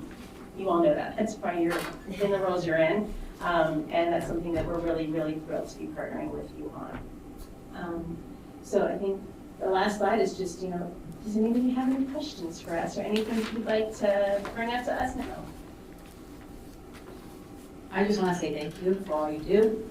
I'm so glad to see you guys here tonight, and this is fantastic. And we're doing so much for kids, and anything that we can do to support that, just always communicate. Thank you. I like it. Oh, sorry. I was just gonna say, I like the color run. It was fun, and it was a great way for the younger kids to participate in a homecoming activity. And the football game was Friday night, and then the color run Saturday morning. So it was a good way for the younger kids to celebrate outside of just coming to the game and get a little of that community spirit. So thank you for including them this year. Yeah, absolutely. I have plans next year to expand into Sunday morning too with a pancake breakfast, and Claire's already on notice. So. One other thing that I don't think you mentioned was that the PTA helped get, high school PTA, right? You guys helped get the stuff for the Haunted Halloween, you recruited that, but the funds that day did not go to the PTA. So you want to explain that? Yeah, thank you. Yeah, so all of the money that was collected from the admission fees on the night of the Haunted High School, we divided it up between the 15 clubs that each had a room at the high school. So the money went back to each of the 15 clubs, and Dave, I don't remember how much it was. I think it was like 150. Yeah, it was about $150 for each club. Which is several days of bake sales in the cafeteria for them. So they were grateful for that money. And that's another reason why we do what we do at the high school is that, we're helping the clubs, not necessarily helping, our larger PTA. So. Awesome. So for parents of younger students who don't get to hear so much about what's going on in the high school, is like social media the best way? What's the best way to follow and kind of know what's going on? Because I feel like I hear about the events that the little ones that can be involved with, like the Color Run or the Haunted High School. But just to be aware of what's going on, right? If you want to come watch or view, what's the best way to stay engaged? Yeah, well, I want to say a thank you to our elementary PTA because they've been great about promoting events like the Color Run or the Haunted High School, so thank you. We have a Facebook page and we have an Instagram page and we post everything there. So that's a great way for elementary parents to just quickly follow and check in and see what's going on without getting barraged by our emails. And at the high school, we also have a page for every single class, the seniors, juniors, sophomores, and freshmen on Facebook, but that you'll get there. But honestly, social media is the best way because we put everything up there, especially during the summer too when stuff's going on and we don't send emails.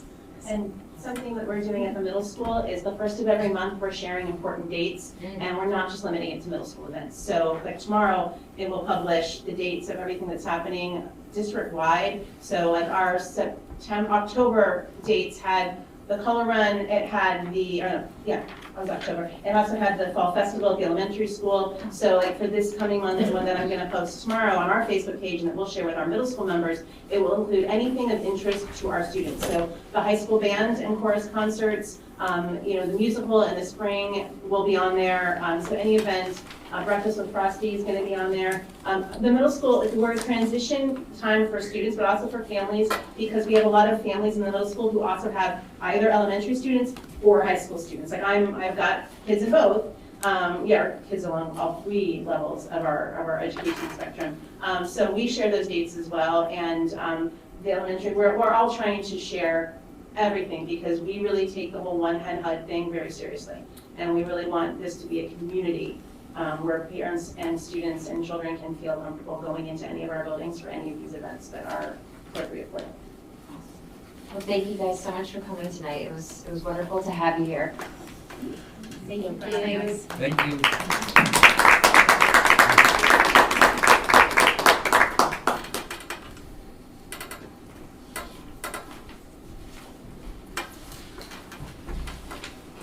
Okay, we'll go back to Greg and see if he can work some technology magic.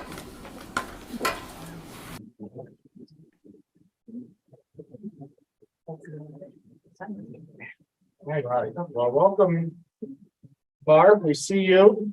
We think we can hear you. Why don't you give this a test? I hear you. Can you hear me? Thank you. Great. Well, thanks for joining us. I had already given the introduction as to how we got here, so I heard before, yes.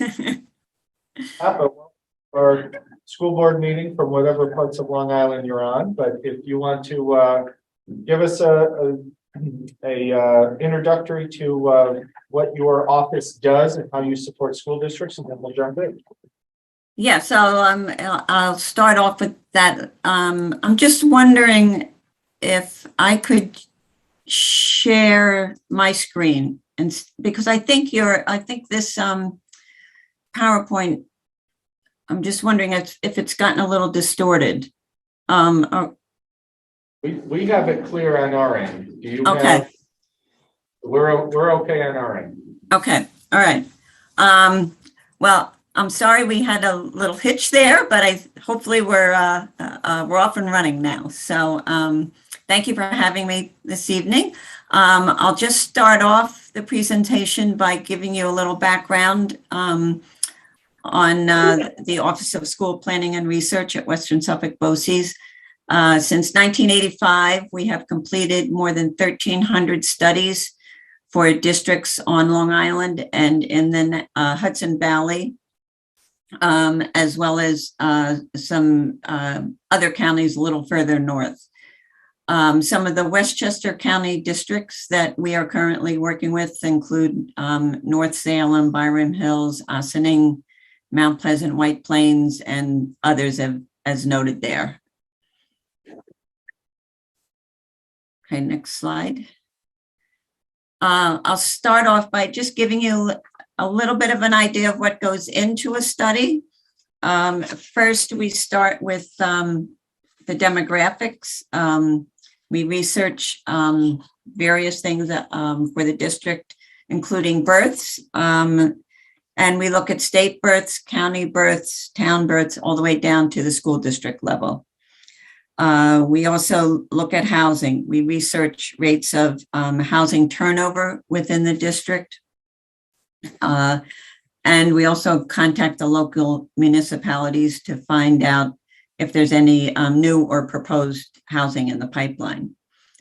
Then we look at, we research a lot of census data to gather trends on population, and that would include the ethnic breakdown of the resident population in the district, the age structure, and other, as well as other household characteristics. And then the last, non-public school, and if it applies, charter school enrollment, we look at those trends to see if there are any factors that would impact district enrollment. Then we analyze district enrollment. We look at trends over the past 10 years with an emphasis on the most recent 3 to 5 years. We also analyze migration patterns in the district, meaning we look at does the district tend to gain, maintain, or lose students as a cohort moves from one grade to the next in the following year. And from that, we develop migration ratios that we use to project grade level enrollment. And the last one there, the birth persistence analysis.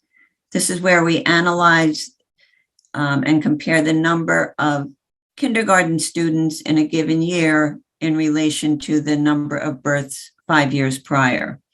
And from that, we developed kindergarten birth ratios that are used to project kindergarten enrollment.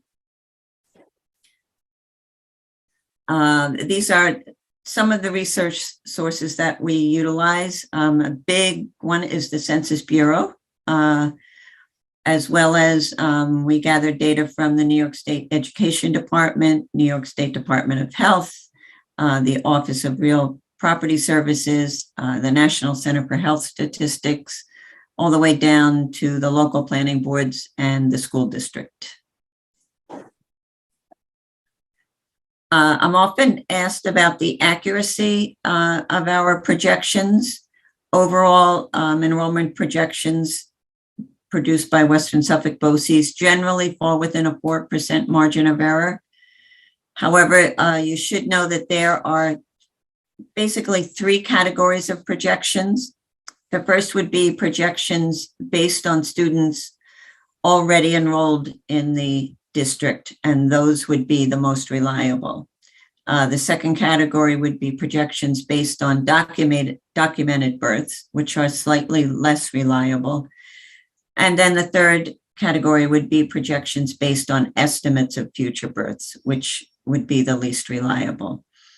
And of course, the most reliable projections are those calculated for the periods closest in time, particularly for the first 5-year period, because obviously after that, a a lot of trends can change, a lot of things can happen.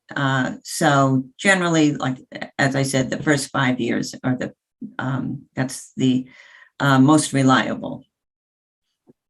Okay, then now we'll look at the demographics in the district.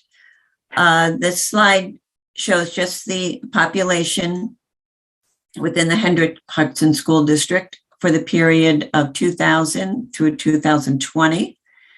So from 2000 to 2010, there was an population increase of 6.2%, or almost 1,000 people, followed by a smaller increase during the next 10 years of 3.6%, or approximately 600 people.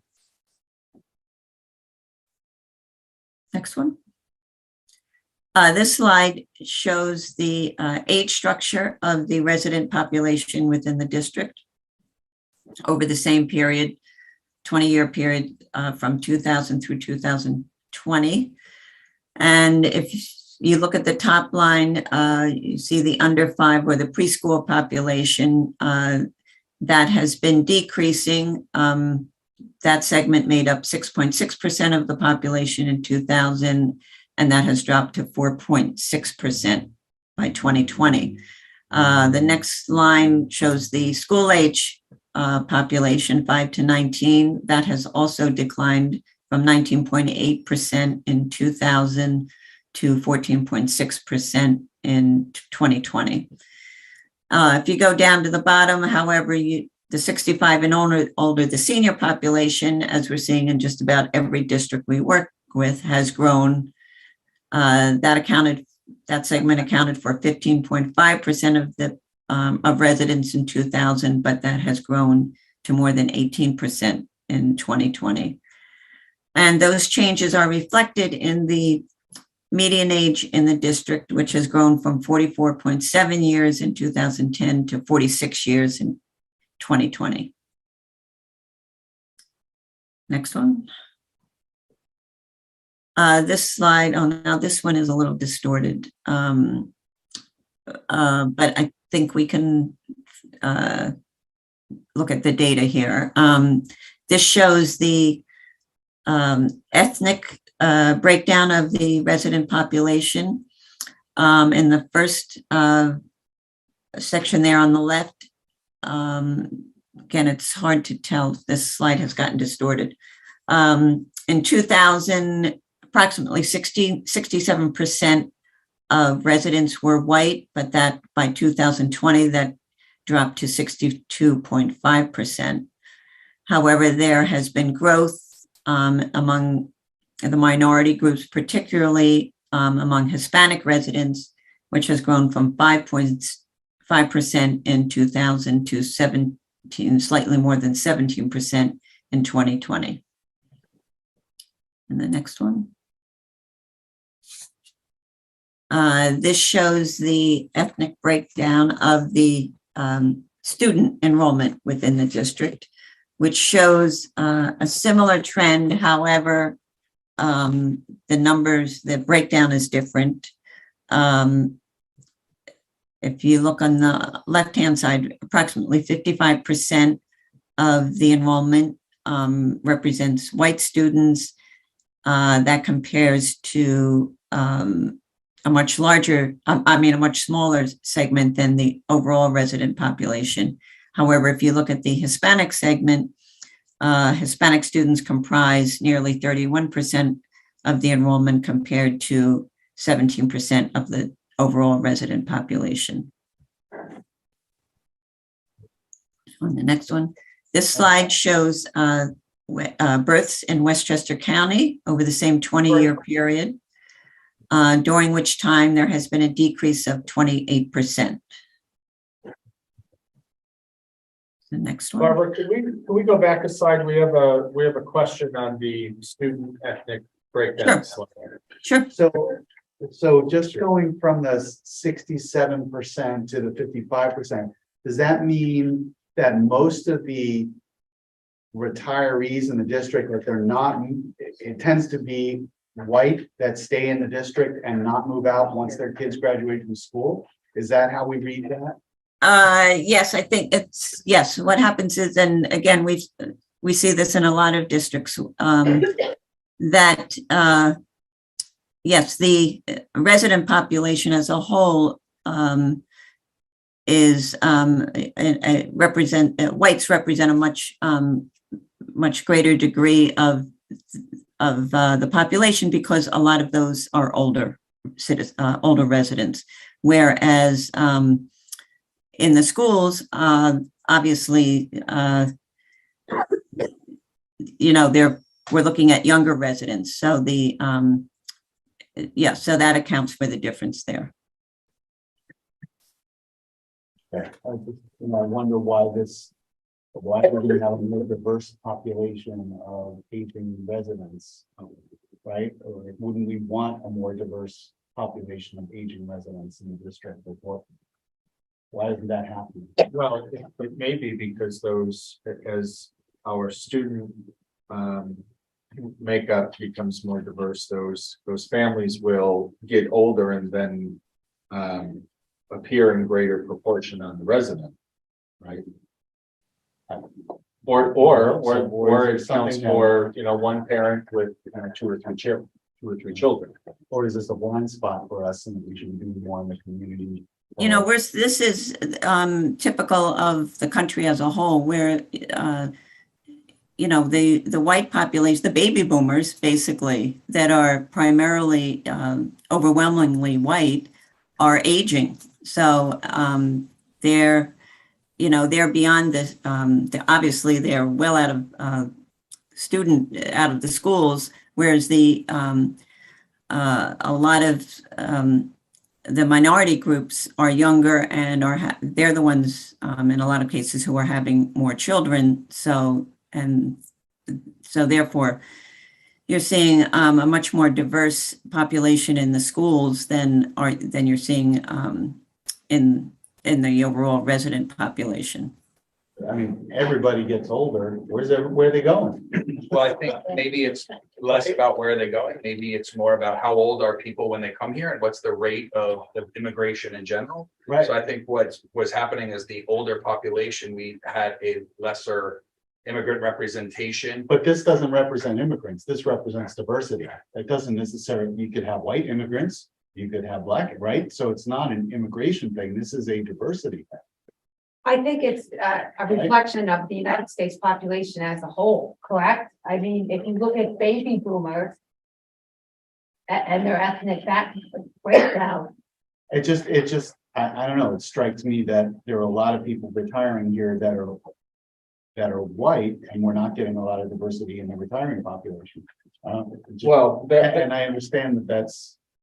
Well, that's one of the, where's everybody going? Well, that's one of the stories we've heard consistently from real estate agents, is that when families, when parents youngest graduate from high school, they're not necessarily selling. That's different for our community than it is some lower Westchester communities. And one of the reasons that real estate agents believe, and I believe it too, is our community for Westchester has been one of the more affordable suburban communities, so there's no incentive to sell. There's not as great of incentive to sell. Or we had a meeting before this with community members for 8 years in a row. We had an average tax increase of 1.04. That's a pretty good incentive to not sell and not move, right? So that could be it as well. That there isn't available housing because no one's selling, so we're not seeing that shift with an older population. Right, but we're seeing, if I look further into this, the sales are going up, which is interesting because that's very different than I've been seeing on the market data that we've been getting. So it doesn't seem to, something's not aligned here. Okay. Okay, Barbara, Thank you. We'll go to number 11, slide 11. To go along with something that I heard a little bit mentioned there, and you'll see this in a couple of slides. The median home price within the district is $549,000. That's as of partly through 2022. There are a lot of districts in Westchester, obviously, where the median home price is close to $1 million. So I think you touched on that in your discussion there, about the home prices being more affordable there. So, just as a point of information. Okay, so we can see births are declining. And then on the next slide, we'll see births within the Hendrick Hudson School District. And as you can see, from 2007 through 2017, births really fluctuated.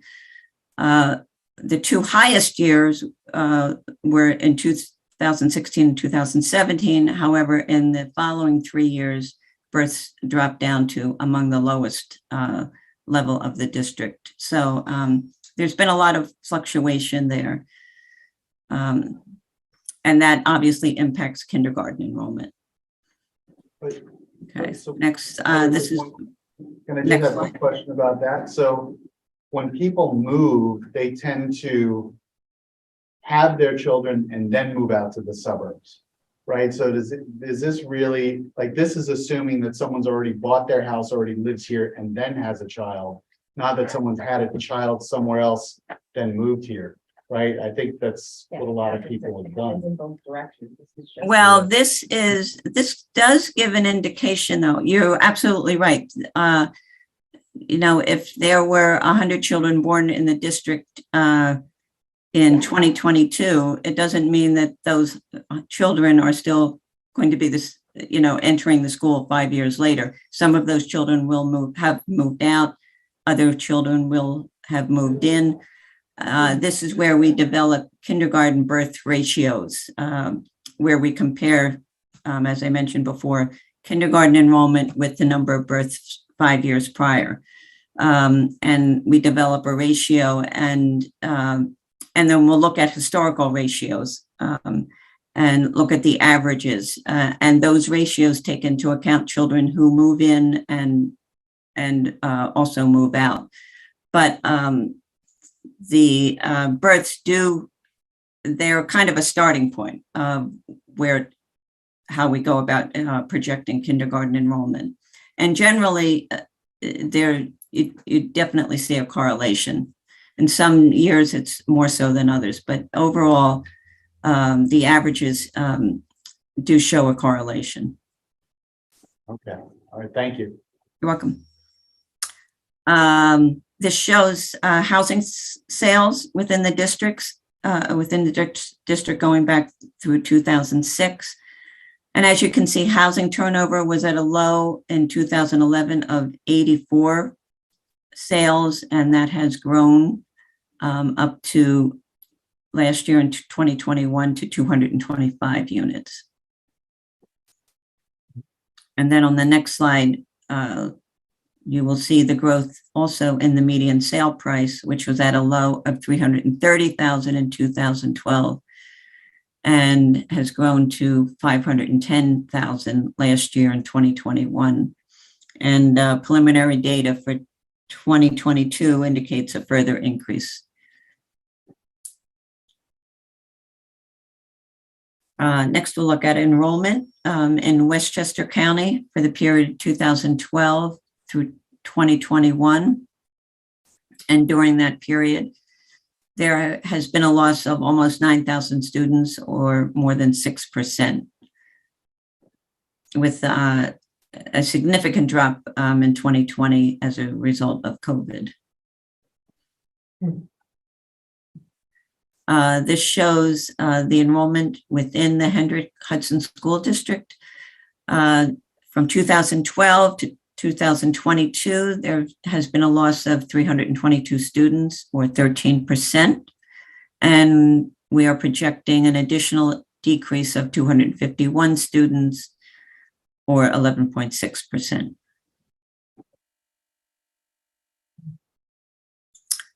This slide shows the actual change by grade configuration for the 10-year historical period and then the 10-year projection period. So historically, for the last 10 years, you can see the kindergarten, the elementary configuration grade configuration lost 90 students. There was a loss of 133 students in the middle grades and a loss of 99 students in the high school grades. Moving forward for the next 10 years, we're projecting an additional decrease of 127 students in the elementary grades, 56 students in the middle grades, and 68 students in the high school grades.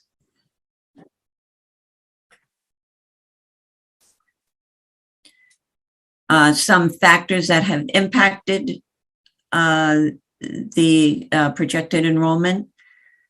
On average, the district gains or maintains students in transition to most grades. However, average losses are recorded to grades 2, 8, 10, and 12. And in addition, losses through displacement have occurred, that is smaller kindergarten classes replacing larger graduating 12th grade classes, have occurred in 9 of the last 10 years, and this trend is expected to continue with additional losses of between 5 to 60 students each year through 2032 due to this displacement. So some considerations for district planning.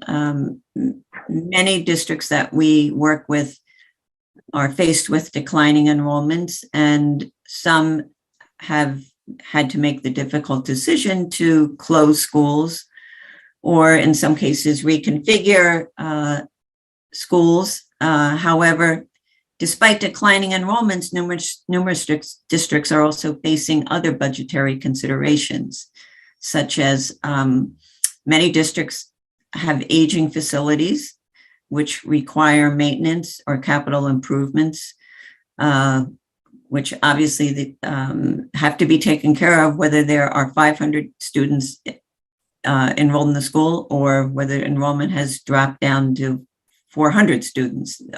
The facilities still need to be maintained. Also, most facilities are in need of security or safety upgrades. Also, changes in instructional programs often require restructured teaching spaces.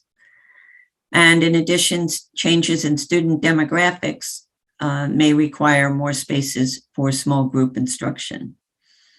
So even though districts are facing decline in enrollments, they're still faced with the having to allocate money for some of these considerations. So are there any other questions? Barbara, I do have one. You mentioned early number of districts you work with in our county or Lower Hudson region. While the county is experiencing a 6.2% decline, are there districts that are around us experiencing student population incline, and what might you attribute that to?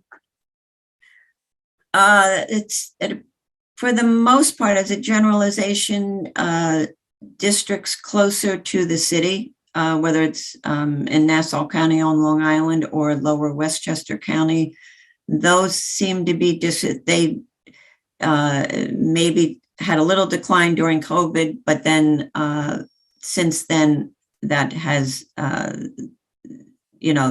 has come back.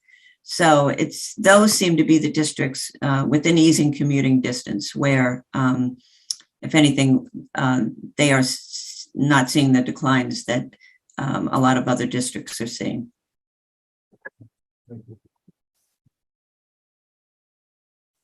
I'd be really interested to see how we benchmark against our neighboring districts that are comparable. I don't know if there's a way to get that report. Yeah, we'll find out if there is a way. I mean, Barbara's group works with Croton, Lakeland, Peekskill, and Ossining, Somers, a bunch in our neighborhood. We'll see if we can find their reports and see if the trend is consistent. Yeah, that would be my concern. If there's something that would be unique to us that we should adjust on or consider for the long term. Yeah. All right. I just, Since we've had such a decline, is the staffing budget the same? Like, have we decreased staff? We have not. Stephanie, for years, this has been my discussion with Joe. Really, because without looking at anything else but numbers, I keep telling Joe, when I started here, there were 2,400 students and we had 230 teachers.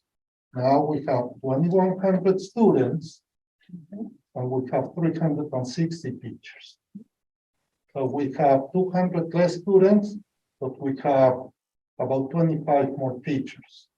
So this has been my discussion with Joe for 7-8 years, because I can understand back then when I started here, if you look, most of the population was white, usually white people. They were born and raised here rather than the Hispanic that usually need a lot more help and everything. But yeah, it's something that Joe and I have been discussing for years. Yeah, it's not a correlation, and that, you know, sort of our running joke is that we're not declining either enough or in the right grade levels to be able to relate, you know, reduction in staff or program right away. We were talking earlier with Lisa, one of our largest growing segments of our staffing is in mental health. You know, in the last 5 years, we added 2 or 3 school counselors, a number of social workers, psychologists to work on that side of the educational, of the support side of the educational house. And same thing with, you know, whether it's special ed, we can't control who has or who doesn't have an IEP, and oftentimes add staff there. So it is not a correlation. Because I'm looking at like numbers, you know, if I look at Furnace Wood, it had 309 students, and then it was down to 248, and Frank G had 468, and then it was down to 419, and the high school had 825 students, now it's down to 726. That's a loss of a lot of students. So I would think that our operating budget, since we've lost so many students, would have decreased somewhat too. I get the counselors, I completely am for that. And I think that's why the Biden administration gave us the money for that, to offset that cost for the districts. Thank you. But I'm surprised to look at these numbers. Yeah, every year, and you'll be part of it this year, we look at the enrollment, number of students by grade level, and we look at the staffing, and the decision we have been continuing to make is to not reduce staff in relation to declining enrollment. Some of that has been because our budget, we were in a good place financially, and we didn't need it. We didn't need to do it financially. Some decisions were, at least last couple of years, were around the pandemic, and to not do that to kids and to sort of ease back into normal life. Other reasons were around class sizes, that we didn't want to go to, you know, our caps around 24 or 26. We wanted to be below that as a mechanism to recruit new families. But I hear you, and that will be a discussion we'll have again in February or March when we look at staffing vis-a-vis enrollment by grade level and by program. A number of years ago, and Enrique was the only one here at this table, but there was a really hard cap on minimum number of students to take electives. And if there were not the minimum number of students, that elective didn't get offered, and there were some last minute staffing decisions that were made. When our finances turned around and got better, that hard cap sort of went away because we wanted to have those opportunities. There are districts, and you may work in one, that says if you don't have at least 12 or 15, it's not being run. And the sad thing is, when we look at some of those analyses and metrics, there would be a lot of opportunities our kids wouldn't have, and most of those opportunities are at the college level, dual credit and AP classes. So it's a thankless decision. Yeah. I get it, but I also think that we need to think that 2 kids in a class, I mean, there's a category, but also reimagine other ways that we can offer that same program without cutting anything. Erica? I'm looking at the numbers, on slide 13. And you can see that we sold quite a few homes, right? So we're at a higher level of homes in 2021 without the kids, right? The kids aren't coming with the home sale. Do we think, because we've been talking about moving to Princeton Plan now for 2 years, that has anything to do with the transition that we just made, that parents with student, like our home prices are desirable, but now that we have this new model, that maybe people are staying away, because now we see a 2-year trend with major increases in homes selling, but decreases in students.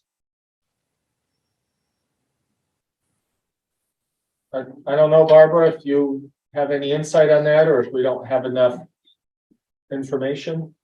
Yes, we really, of course, you have to keep in mind that some of these sales could be, and there's no way to track it, unfortunately, some could be attributed to movement within the district, either seniors downsizing or younger families who are buying larger homes within the district. As a generalization, even when younger families are moving in, they are not having as many children as they had in previous years. So it remains to be seen. We're not, and you would think that with the increase in housing sales, that enrollment would be skyrocketing, but we are not seeing that in any district so far. Now, will this happen maybe 5 years down the road, once some of these families get settled in and do decide to have more children? But again, right now that there's nothing to indicate that will be the trend. The birth rates are still declining, and fewer births means fewer students in the schools. So We don't know how many of these home sales went with kids, didn't go with kids, the kids moved in and enrolled. I mean, because it is significant when you look back over the years. So the fact that there's no kids tied to them is interesting to me, especially over the last couple of years. One thought I would give to that, Erica, is during that time, around 2017, and I can check for sure, is when many of those condos and townhomes in Valeria opened up, and they made a bunch of them. And while they could not they could not prohibit young families from moving in, the design of the new area of Valeria was and is not very family friendly. And when we looked at this a number of years ago in terms of how many students live in Valeria, I think at one point we were busing only 4 total.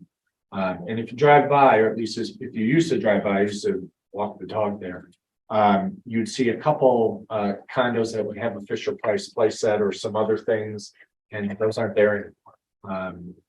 And it was shortly after Indian Point announced their closure. I remember I met with the developer and I said, what is this going to do? You know, like, you built these $800,000 to $950,000 homes. What is this going to do?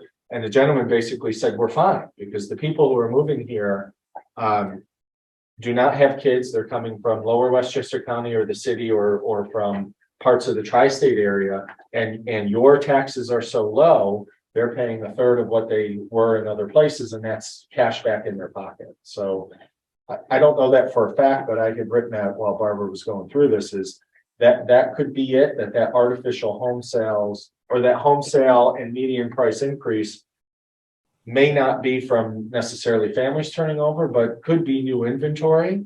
And that inventory is pretty pricey, but we can try to explore that a little bit. Okay, I'm looking at this too, because now we know this data exists and other school districts have done this. Has anyone ever looked at, you know, like when Peekskill switched over to Princeton Plan or Yorktown switched over to their restructuring, if they had a drop in enrollment at all? I know it's gonna be hard to tell with this. This also goes back to metrics and what we're measuring for a while. It'd be hard to tell because of COVID necessarily, but maybe that's something that, you know, is a trend from, we can look at other districts to see what they did when they Yeah, restructured. we could see, we'd have to benchmark that against the count, you know, probably the county rate that 6.2% decline over the last 10 years, but that might be something that could give us some insight. Are you questioning whether moving to a Princeton plan impacts enrollment itself? I didn't quite follow that. That's what I'm questioning if there's any data that we can use to look at. As far as I have not seen any district that really experienced an increase or a decline in enrollment as a result of, I'm not saying that there hasn't been, but I have not seen that where there's been an increase or a decrease in enrollment as a result of switching to a Princeton plan.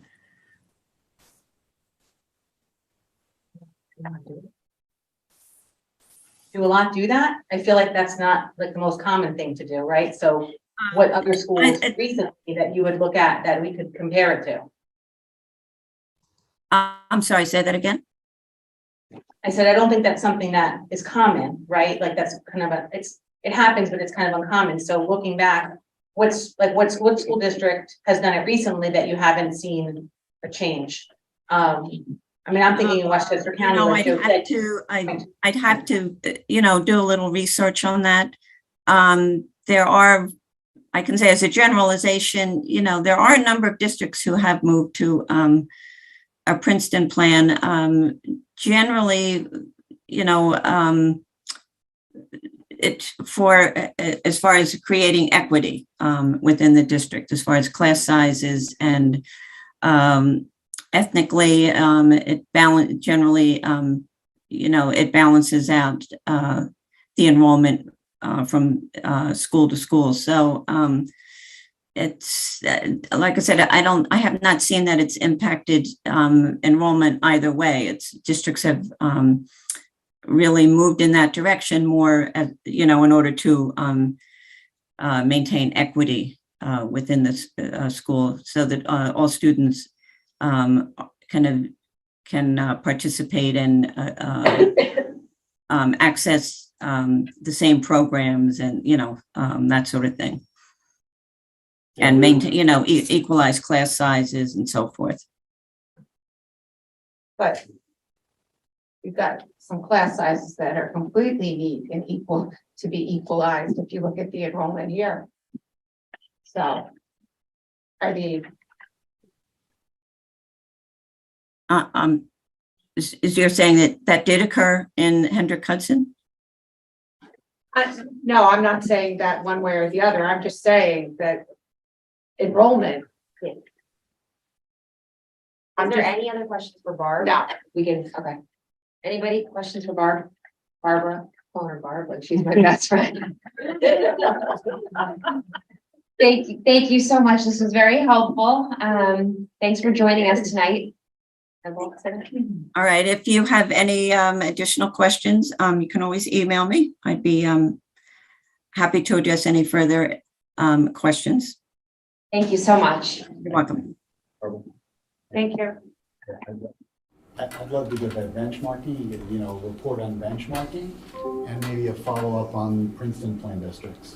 Yeah, we know of a few in the last maybe handful of years that have transitioned. They're not in our county, so I don't know how their trends would benchmark against.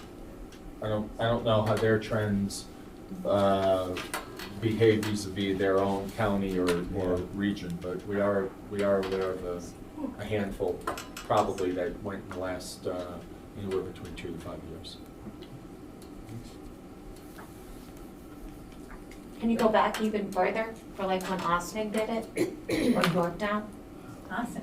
We could. I don't know. My next door neighbor lived in Austin when they switched to the Yeah. Princeton plan. Yeah, So and then she's We have some people in the community. So I was going by what she said. yeah, I now I wish you were still here because we would want to. I call Barbara. I got to believe that the factors that led to increase or decrease in enrollment were also around whatever activities were happening in that region or economic, housing market, inflation, you name it. So I don't know, I'm just not sure that if we look at, okay, the first 5 years after Ossining went to the Princeton plan, could we attribute any of those increases or decreases to the Princeton plan? We could certainly look and see if they have those reports. I don't know that we'd be able to make that correlation, but we could ask them to see if they have those reports. Yeah, same with Terrytown or South Orangetown or, you name it.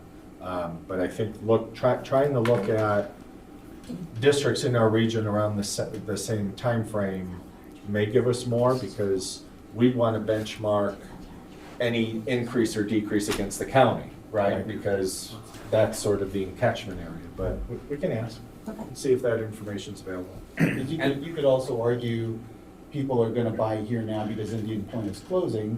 There was a point where people didn't want to move here because it was so close to Indian Point, but now that it's closing, maybe everybody wants to buy here, so we might see a spike in home sales because of that. But, it doesn't relate to the Princeton, right? And so we don't know unless we do that kind of digging, and that's a big piece of work.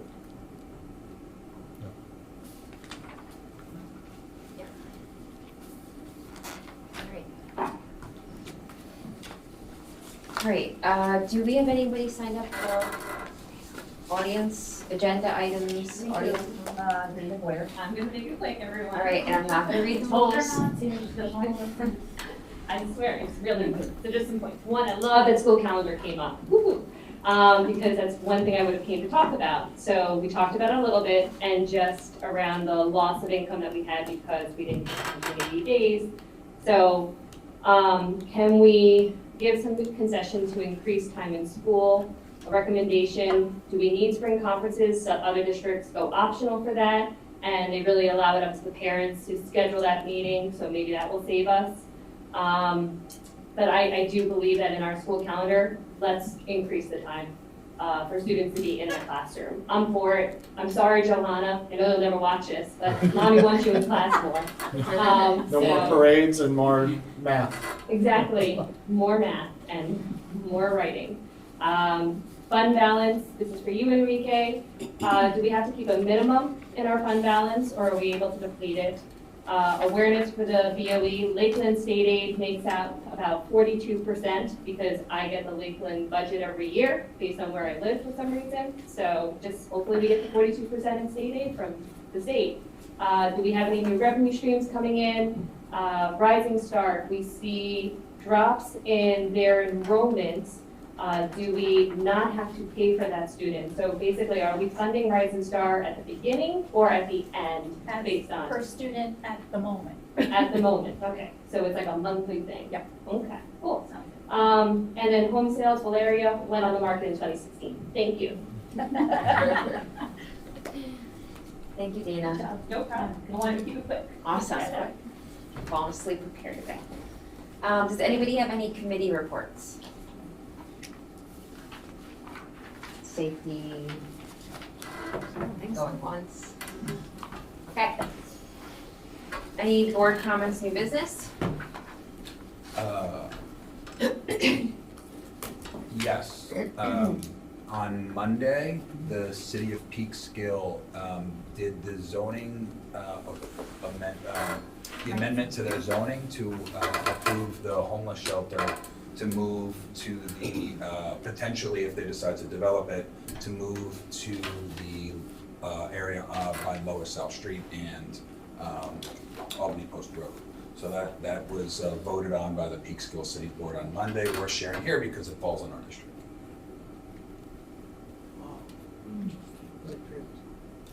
The zoning was approved, so it's now if someone decides that they want to build on that land, it's now the land is now an approved use.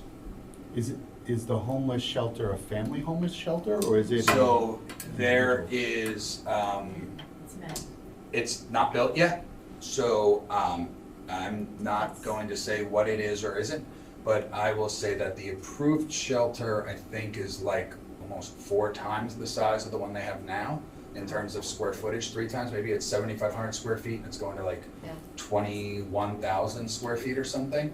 And I believe it will be a family shelter, is the improvement that they're going for. Which, yeah.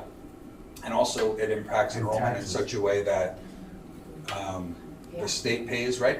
I mean, Joe can probably speak to it better. I think if the students, when a student becomes homeless, they are given the option in New York State to maintain enrollment in the district in which they were last a resident. So let's say somebody was living in Poughkeepsie and they just, or whatever, and they started to come here. They were living in Yonkers and they end up coming to the homeless shelter that's located in our district. The state gives the family the option to bus the kid back to the home school, or they have the right as well to re-enroll in the district that they are now going to be a resident. The question, I think, we also have to make sure that part of that homeless, because I'm the liaison, is that it's in specific amounts of distance. For example, we have students from Peekskill that are homeless that may go back to Peekskill, or they can choose to come here. But if they are from, let's say Poughkeepsie, I don't know how far away that is, I'm so geographically challenged. it's far. Yes, it's more than 59 miles, they cannot come here. Maybe not. So Not that it's far. 59 miles, so we have to remember that. So we could be taking kids anywhere. We are required to go and get them and bring them back if they've left our district. But if they're coming into the district, if their district is in the city, they may not have the option of going back to the city, they would come to us. So we want to be really careful in making sure those regulations, because that could be a huge impact either way. Yeah, and I want to be careful, the conversation, I want to be careful that I'm not speaking out of line. The conversation I had with the existing director of that homeless shelter, maybe a couple months ago, said their current program does not include children. Now, I don't know what the process is if they try to include children, but at that point, before the zoning was approved, they did not anticipate being a shelter with children, but that may change, could change. I don't know the answer. So she answered you in a way that the shelter currently has no kids, but she also projected that she did not intend to introduce kids. I don't think that's, I think that was one of their selling points, was the opportunity to make it a family shelter. So I'm curious how she answered you, not necessarily your interpretation. I think the amendment that they filed, or whatever the document's called, was for a family shelter. Okay. And we don't really have family shelters around here. I'm sorry? We don't really have any family, I'm sorry, this would be the first one. We have one in White Plains, and we have an overnight in Peekskill, so they can Which is adult only. No, we've had families stay there. So they would stay the night and come back. At Now, the Jan maybe it's a certain age, but we've had kids that are in the overnight there. They have to pack up and take everything and leave. So White Plains has the whole family gamut. They can stay there. We transport kids constantly. But the one in Peekskill, it's, some of our kids have been there, and maybe it's an age restriction, so don't quote me on that, okay? But they pack up and they leave. So this would be a benefit for a lot of our families that are displaced. So just keep that in mind. And I think the other thing I read, they are trying to remove the time constraint. Yeah. I think the current shelter has a limit on the number of days you can stay, making it transitional or transient housing or something. I don't know the word, so bear with me. But I think the amendment that was filed for this shelter to be relocated there, well, this was just a zoning change to put a shelter there. Yeah. Now the next step is what type of shelter are they gonna build? And I believe this one was, I don't believe they were willing or they were required to put a definitive number of days, which almost makes it no longer a shelter, but rather just housing that is subsidized or paid for directly by the state without you having to ever leave. We'll certainly follow up. Anything else? All right. Yes, I have one more. So last year you had the town of Portland come and kind of present some Business business development. development. Most of which did not come to fruition. Or most of which was in the town, but not in our district. Well, there was some in our town that hasn't Yeah. come to fruition, and then some of that was outside of our school district. About half of it came, I think, based on my memory. But can we see if they could come back again? Sure. And give us an update, especially on specifically our district? Sure. I think that would be a good place. Very quick before anybody else has any thoughts. Can I have a motion to close the meeting? Have a second? All in favor? Aye.